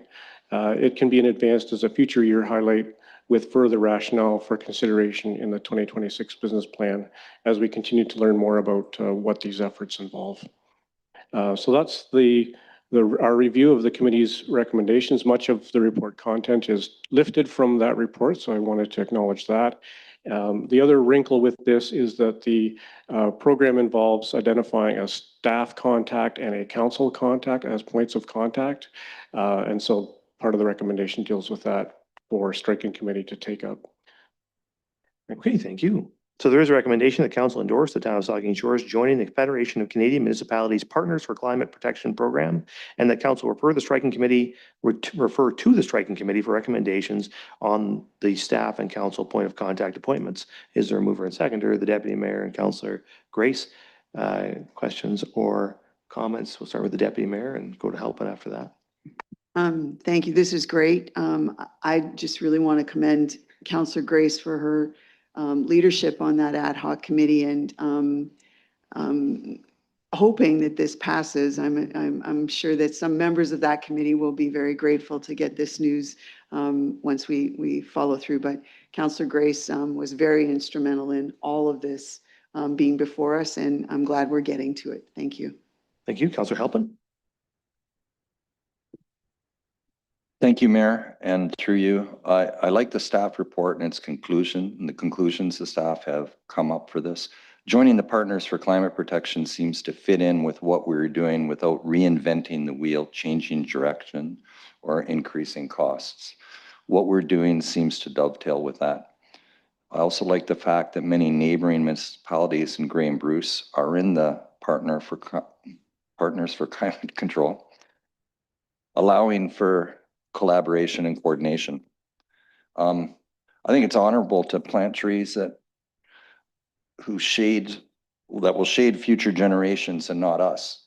I think it's honorable, and it's our responsibility to leave our children and grandchildren in a better community and world that we live in now.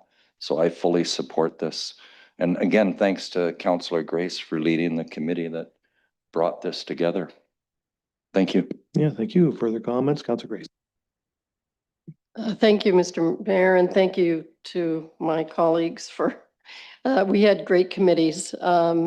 This actually was a recommendation from the first environmental committee, but we weren't quite ready to do it. And the second committee really refined, did a lot more digging and laid the foundation for how this could really work and benefit. And we were able to talk to some representatives from those neighboring regional communities that have already participated in the program, that gave us a deeper perspective on the benefits. One of the benefits of belonging to this program, besides the networking and resources that are there, as Councillor Halpin said, you know, a lot of the work has been done. There are a lot of toolkits and other kinds of practical resources that we can, that will be available to us.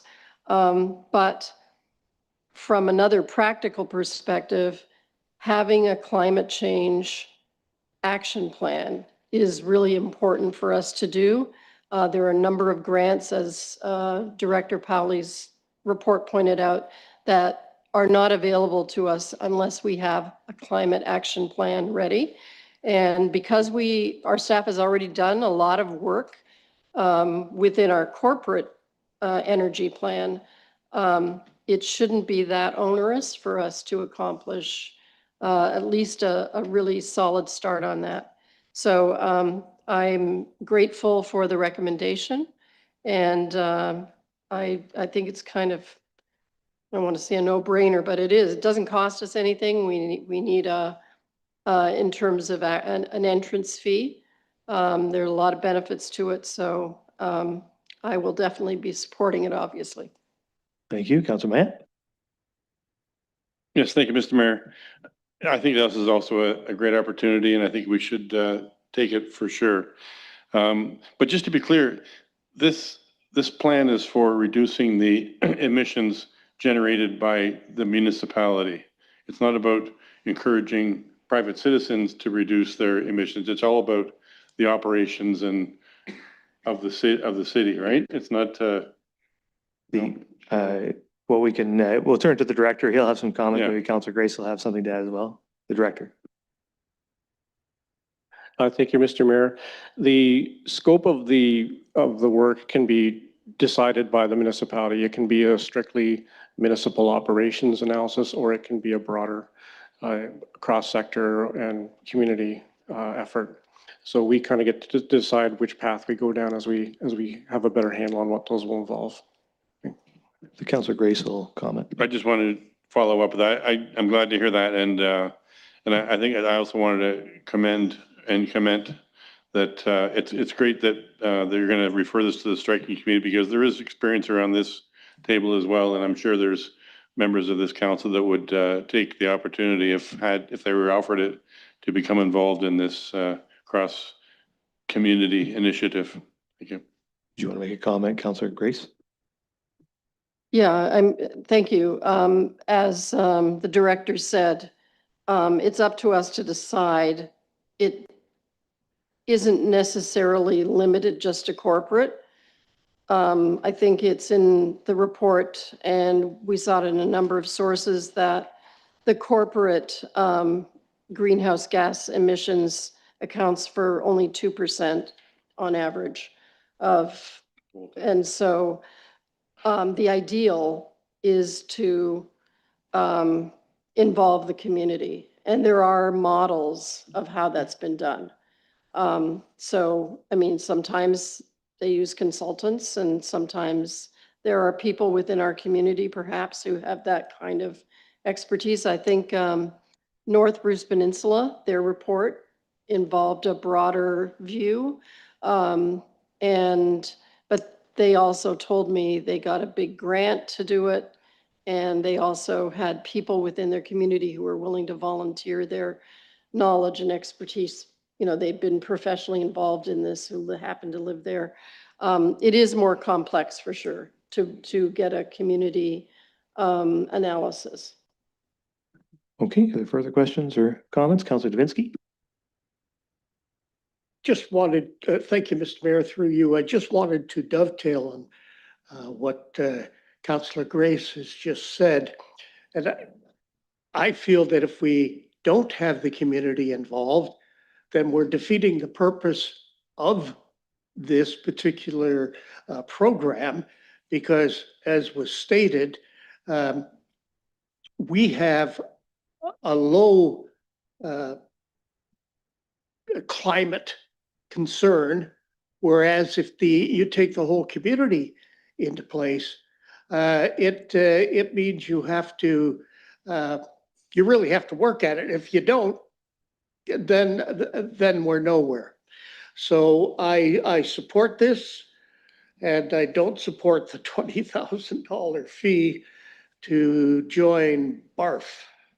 Thank you very much. Oh yes, it's BARC, $20,000. Okay. Are there further comments from members? No, I think it's good to see us continuing to implement the ESAC recommendations. There was lots of great recommendations from ESAC, and we've implemented some of them already, and we're continuing to implement them as we should. So I think that's really a positive thing. And yeah, I think you're right. I think the point of the municipality, I mean, the job of the municipality is to lead the community, right? So I think the point is to try to create plans and ambitions for the community to help us fight climate change and do other things that the community needs to do. So I think I'm eager to see what can come out of those conversations as part of FCM's program here, and then to explore going further and doing more in the future. And this gives us a good, this report gives us a good near-term goal, and then some longer-term things we can aim at and do even more as we continue to broaden our ambition on this front. So I think it's a very positive report, and I certainly support it. And I also just would echo everybody's comments, appreciate the work of the chair, Councillor Grace, and the whole committee for making sure that we have these recommendations to enact. So you've heard the recommendation. It's been moved and seconded. I'll ask all in favor. That is carried. Okay, so now we're on to the consent agenda. There are, what are there? 3 items, I think, on the consent agenda this evening. We can take questions or comments on them as part of the consent recommendation, but I will ask if anybody wants to consider any of the recommendations independently of the overall recommendation. The Vice Deputy Mayor? I just wanted to speak to the Cole Bridge, just. Yeah, you can speak to them. If you want to vote on that recommendation separately, then we'll have to pull it. Otherwise, it can just be, you can make any comments you want. I'm not seeing any requests to withdraw, so I'm going to read the recommendation on the consent agenda. The recommendation is that items 10.1 through 10.3 be approved and received for information. Is there a mover and seconder? That's the Deputy Mayor and Councillor Davinsky. So are there any questions on that 10.1 or comments on the Cole Bridge design item? We'll go to the Vice Deputy Mayor and then Councillor Mayette after that. Yeah, thank you, Mr. Mayor. And just three quick questions. There was a comment made, reopening of the road for public use wide enough for agricultural vehicle use, I'm assuming, and pardon me for being, I mean, it's a correct assumption that all of the agriculture community have been rightfully consulted with. I read 5.25 meters. Is that correct, Rule? The width of that bridge? It's a single lane bridge, 5.25 meter? The Manager of Engineering. Through you, Your Worship, yes, it will be 5.25 meter wide. Just for your information, usually the single lane is 3.5 meter wide, but we will make this bridge 5.25 just to accommodate all the agricultural farming equipment. We've all driven on highways where we're passing farm implements, and some of them are pretty wide, but we are very comfortable. That's the right measurement for the equipment that has to cross that bridge. Okay. Yeah, the answer seems to be yes. Yeah, thank you for that. And the 2 point, I think it was 2.8 million plus HST. Is that full amount in the 10-year capital forecast? It seems to me we had budgeted 1.5 or 1.8. Is the full 2.8 in the 10-year capital forecast? Thank you again for the question, and through you, Mr. Mayor. Actually, we have 2.4 million, and that's in 2027. This 2.8 included the contingency and other things. So hopefully at the end, when we will be completing the detailed design, we will be on the budget numbers, hopefully. The last point, just about the Cole Bridge, and Mr. Lamont spoke earlier about the naming of it, and I kind of missed it, whether he thought that we should take a look at the naming or that name should never change. But is that something the staff will take a look at? Thank you again for the question. We have named it as is it was before, but that's not my area. Like renaming any bridge or any roads, that's not. I think I can speak to it. I'm not aware of any plans to rename the Cole Bridge. I don't expect, unless there's some desire from council to rename it, there are no plans to rename it at this time. Mr. Mayor, I heard Mr. Lamont say something when he presented earlier tonight, but I didn't write it down.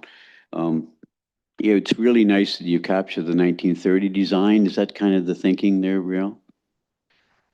Yes, this is the recommended option is the closest one that we found in the market, because we are recommending prefabricated steel paneled bridge, and the options that recommended by the consulting engineer, that is very closest one, I would say, closest one to the historical existing bridge.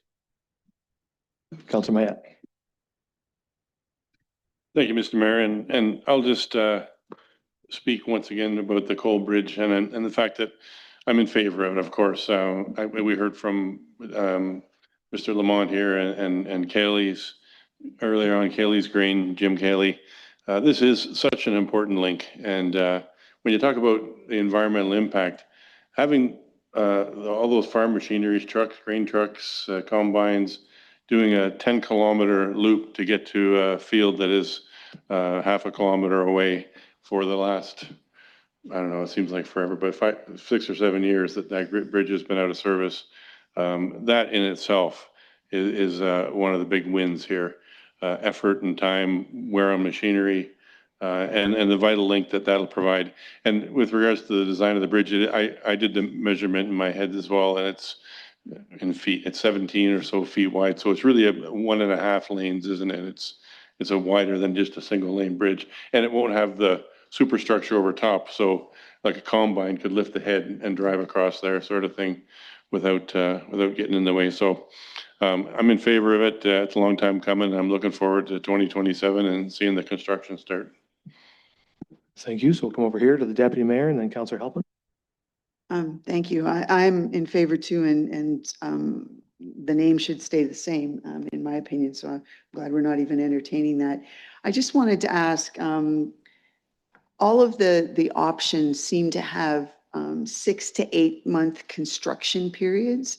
I'm just curious, and Mr. Lamont actually mentioned about the potential with the rise and fall of the water body that is going over, but why is the time frame for construction of a project like this such a long period of time?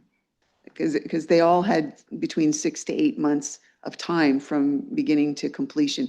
Does that take into account a lot of pre-construction stuff, or is that seriously 6 to 8 months to actually have a construction zone there? Thank you again, and to you, Mr. Mayor. This actually included all the work, started from the piling work or the foundation, then the substructure, and finally the superstructure. So I have here Mr. Jesse Borges, so from the consulting engineer. I think he can explain better than me on the timing, yes. Thank you, Council. I'm Jesse Borges, Structural Project Manager at Pierce Engineering.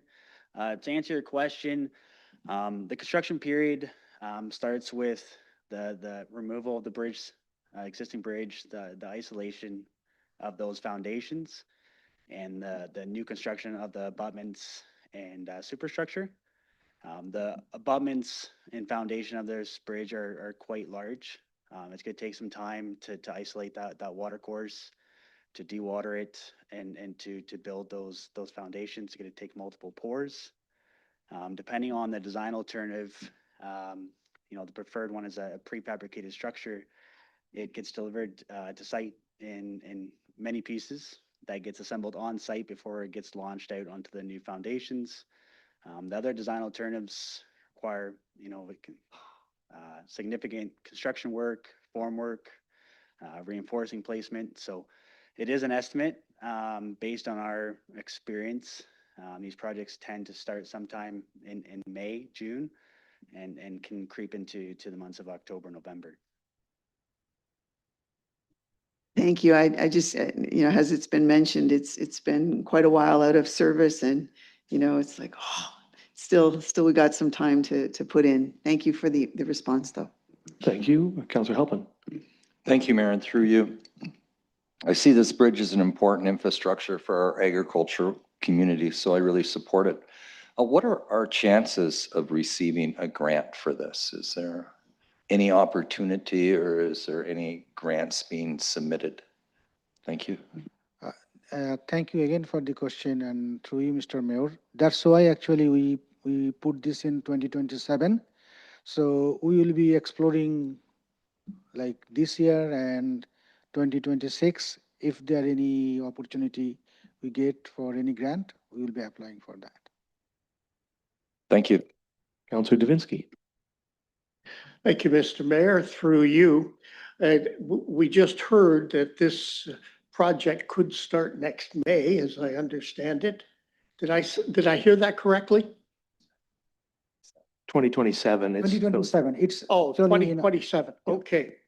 I was just wondering if some makeshift structure could be put in, like I have seen in other communities, where that road is going to be out of commission for 2 years. So we'll put something here just to get you through so that you can do what you have to do. Can that be done in this particular area? The manager. I will request Mr. Jesse again to answer this question. Yeah, thank you for the question. Yes, a temporary bridge could be looked at. it is, in my opinion, a very significant cost to the town. To provide a bridge structure that clear spans a water course off to the side or in a, alternate location. The current bridge is 30 meters, 30 plus meters long. I know there's other communities in the area that have implemented temporary structures, but those structures, we could be in excess of over $1 million to put something like that in. So project I know from talking with the town is a significant cost to the community. So something like that could be implemented, but it would be at a significant cost to the town. Okay, thank you. It's too bad it costs so much. It would be nice to put that in for the farmers in that area, but so be it. Okay, thank you. Are there further comments or questions from members? I don't see any. It's an important project and one that we've been planning for and that's included in our 10-year plan. So it'll be good to see the cold reconstructed and up and running again, also, and not only from the standpoint of the agriculture community, but it was also always an important transportation linkage for snowmobiles and for ATVs and all sorts of those folks who want to make their way north-south through Saugeen Township. So I think it's, it's going to be an important one for us to get reconstructed. And I think we've got, it's, nearly $3 million, but it's all actually not quite as, it's right where I thought it might end up, give or take. So, so I'm pleased about that. It's nice to know that we had pretty accurate predictions about how this would roll out in our budgets. So it's good. So you've heard, oh no, sorry, this is in the consent report. So we'll just move on then to 10.2. Any comments on the release of development agreement? Councillor Halpin. Thank you, Mayor, and through you. So was this, just for some understanding, so these requirements were made, they were completed, but it was never taken off the books. Is that an accurate summary of what has happened here? Yes. Okay, thank you. Okay. Any other questions on that one? If not, then we'll go on to the communications. Any comments on the communications items? The Councillor Grace, and then we'll come over to the other side. Thank you, Mr. Mayor. On behalf of the Heritage Committee, I know I spoke about this, but it's just another reminder to the public that we have a couple of events coming up where the Heritage Committee will be involved. This coming Sunday on the 13th at 2 p.m. If you're interested in some heritage information on Old Southampton, particularly along the boardwalk, meet at the Flag at 2 p.m. It's a free tour, walking tour, and we'll probably take 2 hours, hour and a half for the walk. Then there's a little social gathering afterwards at compliments of Jenny and Don Amy at Chantry Breezes. And then on the Saturday of the Marine Heritage Festival, which I think is maybe the 27th. Anyway, there's Pioneer Park, which has a lot of great activities for families, for kids. And the Heritage Committee has representatives who are setting up a table with heritage-related activities for people of all ages. So hope you can also go to all the wonderful activities at the Marine Heritage Festival that weekend. Very good. We'll go to the Deputy Mayor and then Councillor Help. I'll do one, and if nobody else asks about the other one, I'll come back to it. If I could ask you, Mayor, in your capacity as warden, item 4 on the list is the County of Bruce letter about investment in local services. It's a rather lengthy report, couple acronyms in there and various things that you sometimes have to read 2 or 3 times to figure out. But the gist of it, that I guess I hope you might have just a comment to help explain it, perhaps a little more simplistically. It talks about how the county receives $63 million in levy funds. So those come from the communities in Bruce County that are part of the county. And then it says that it uses that $63 million from the levy and then invests $163 million back into communities.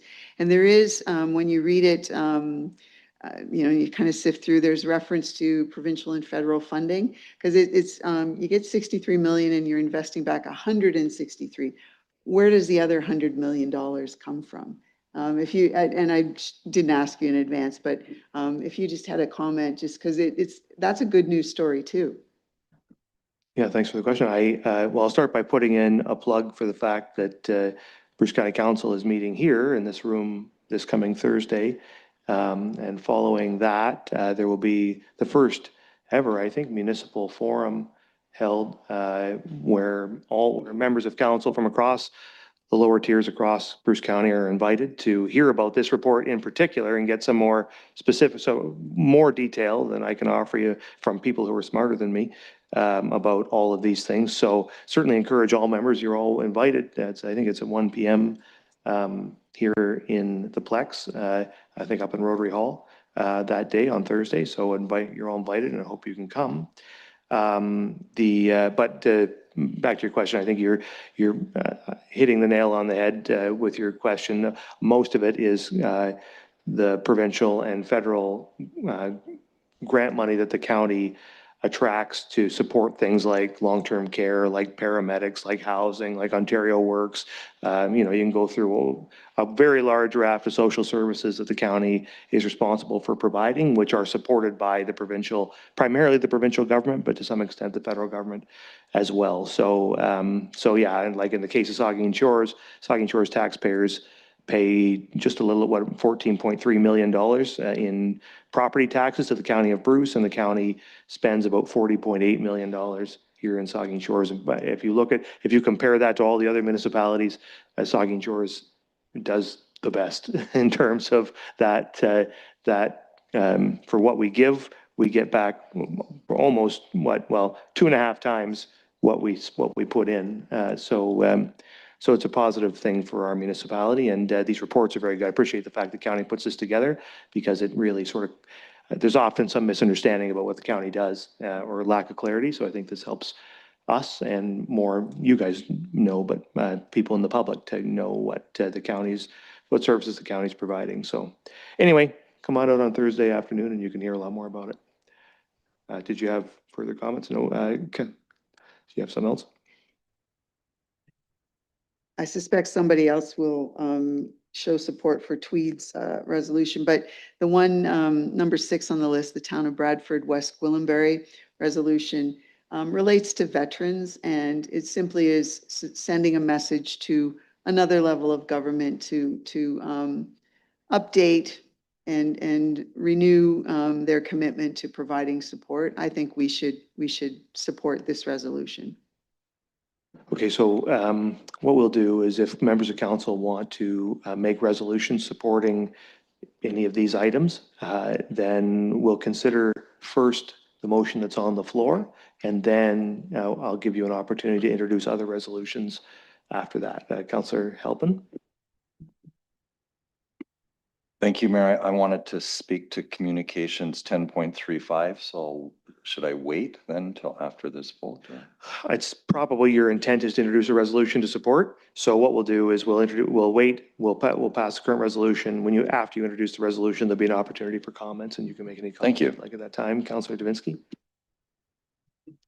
Yes, thank you, Mr. Mayor. And through you, yes, the municipality of Tweed resolution was exactly what I was talking about earlier.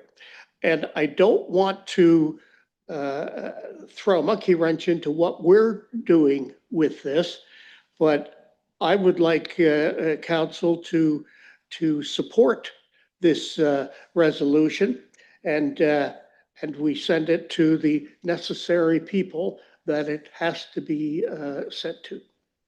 Yeah, appreciate that, Councillor. And we'll consider the resolution which is on the floor, which is to approve the items 10.1 through 10.3, and when and if that passes, then we'll come back and you can, or somebody can table a resolution to support the Tweed resolution. So anything else on the consent agenda? If not, I'm going to call the question on the consent agenda. It's been moved and seconded, so all in favor? So now, are there, pray tell, perchance, other resolutions that people would like to make? Councillor Halpin. Councillor Halpin moves support for the tweet resolution. Is that, why don't we, yes? Yep. Okay, so. Yes, through you, Mayor, I'd like to support the resolution. It's really ineffective to leave huge parts of the economy out of the recycling. Okay, so it's moved by Councillor Halpin that council support the resolution for the municipality of Tweed with respect to blue box producers' responsibility. Is there a seconder? Councillor Davinsky. Is there further questions or comments on that? My comment would be it's an excellent resolution and absolutely this full producer responsibility should cover all should cover all sources. It's really hard to understand why there would be such a large gap in the program as that. So yes, important to add our voice to that. So there's nothing further. I'll ask all in favor. That is carried. And did you want to, Deputy Mayor, on the town of West Gwillimbury? Bradford? Yes, I'd like to move support for that. Veterans there hasn't been any adjustment made to this program. It's a benefits program, but it also is encouraging a review of all income support payments or programs with the intent to modernize eligibility requirement. I think it shows a commitment to just support people who do things on our behalf around the world and in our own country during emergencies. Okay, fair enough. So the resolution is moved by the Deputy Mayor, seconded by Councillor Davinsky, that council support the town of Bradford West Gwillimbury resolution with respect to advocacy for increased income thresholds for Canadian veterans. Is there further comments? Councillor Davinsky? Just a request, can we also send this particular resolution to the heads of our legions in Port Elgin and in Southampton? I believe they have changed heads of the legions recently, and I think they should be aware of what we're doing. Certainly, we can copy the legions of Port Elgin and Southampton.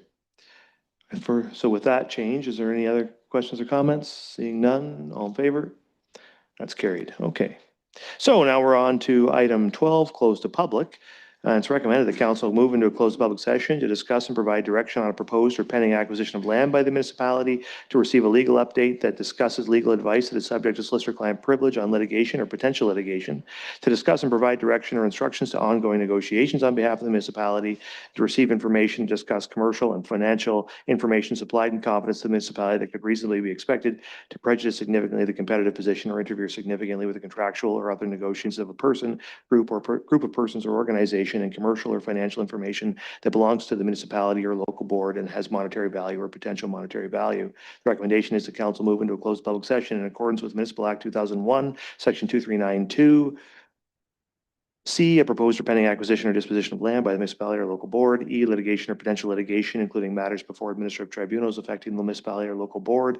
F, advice that is subject to solicitor-client privilege, including communications necessary for that purpose. I, a trade secret or scientific, technical, commercial, financial, or labor relations information supplied in confidence to the municipality or local board, which, if disclosed, could reasonably be expected to prejudice significantly the competitive position or interfere significantly with the contractual or other negotiations of a person, group of persons, or organization. J, a trade secret or scientific, technical, commercial, or financial information that belongs to the municipality or local board and has monetary value or potential monetary value. And K, a position, plan, procedure, criteria, or instruction to be applied to any negotiations carried on or to be carried on by or on behalf of the municipality or local board. Is there a mover or seconder, or would you like me to repeat it? The Deputy Mayor, Councillor Davinsky, all in favor? Council move into closed public session. We'll convene and closed at 8:45 p.m.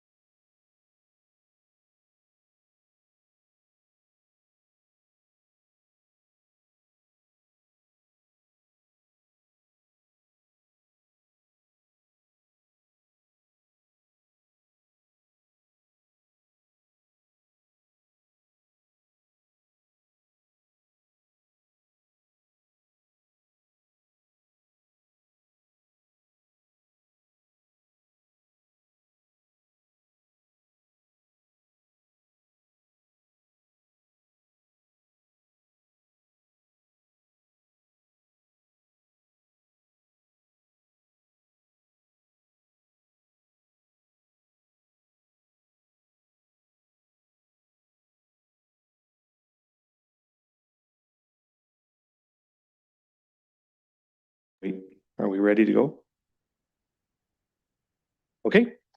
I have a resolution, the council arise from the closed public session and resume the regular council meeting as a mover and seconder. Moved by Councillor Davinsky, seconded by Councillor Grace. All in favor? That's carried. And I will report that during the closed public session, council approved closed public minutes, discussed and provided direction on a plan or instruction to be applied to negotiations relative to potential land acquisition by the municipality. Council discussed and provided direction regarding trail relocation negotiations and received a Q2 general legal update for litigation matters subject to solicitor-client privilege. And council also discussed a confidential matter with regards to the West Ontario Power update. So there is a resolution coming out of closed for consideration, and that is that council directs staff to undertake design feasibility and to negotiate an agreement with Mr. Schemmelt that will advance option number 5 from the closed to public report. Is there a mover and seconder? The Deputy Mayor, Councillor Stack, questions or comments? The Deputy Mayor? Could I just ask that the motion have Mr. Schmelt's first name included? Mr. David Yes. Schemmelt. Thank you. That's good. Okay. So if there's nothing further, then all in favor? That is carried. Okay, so now we're on to bylaws. One bylaw there, 14.1. The resolution is that bylaw 70-2025 is hereby read, passed, and sealed this 7th day of July, 2025. Is there a mover and seconder? The Deputy Mayor and Mayette. Questions or comments? Seeing none, all in favor? Carried. Confirmatory bylaw, the bylaw 71-2025, being a bylaw to confirm the proceedings of the Council of the Town of Saugeen Shores, is hereby read, passed, and sealed this 7th day of July, 2025. Is there a mover and seconder? Moved by Davinsky, seconded by Halpin. All in favor? Carried. And finally, the resolution is that this regular council meeting of July 7th, 2025 hereby adjourns at 9:45 p.m. Is there a mover and seconder? Moved by Halpin, seconded by Stack. All in favor? Council stands adjourned. Have a good evening, everybody. I just realized at this moment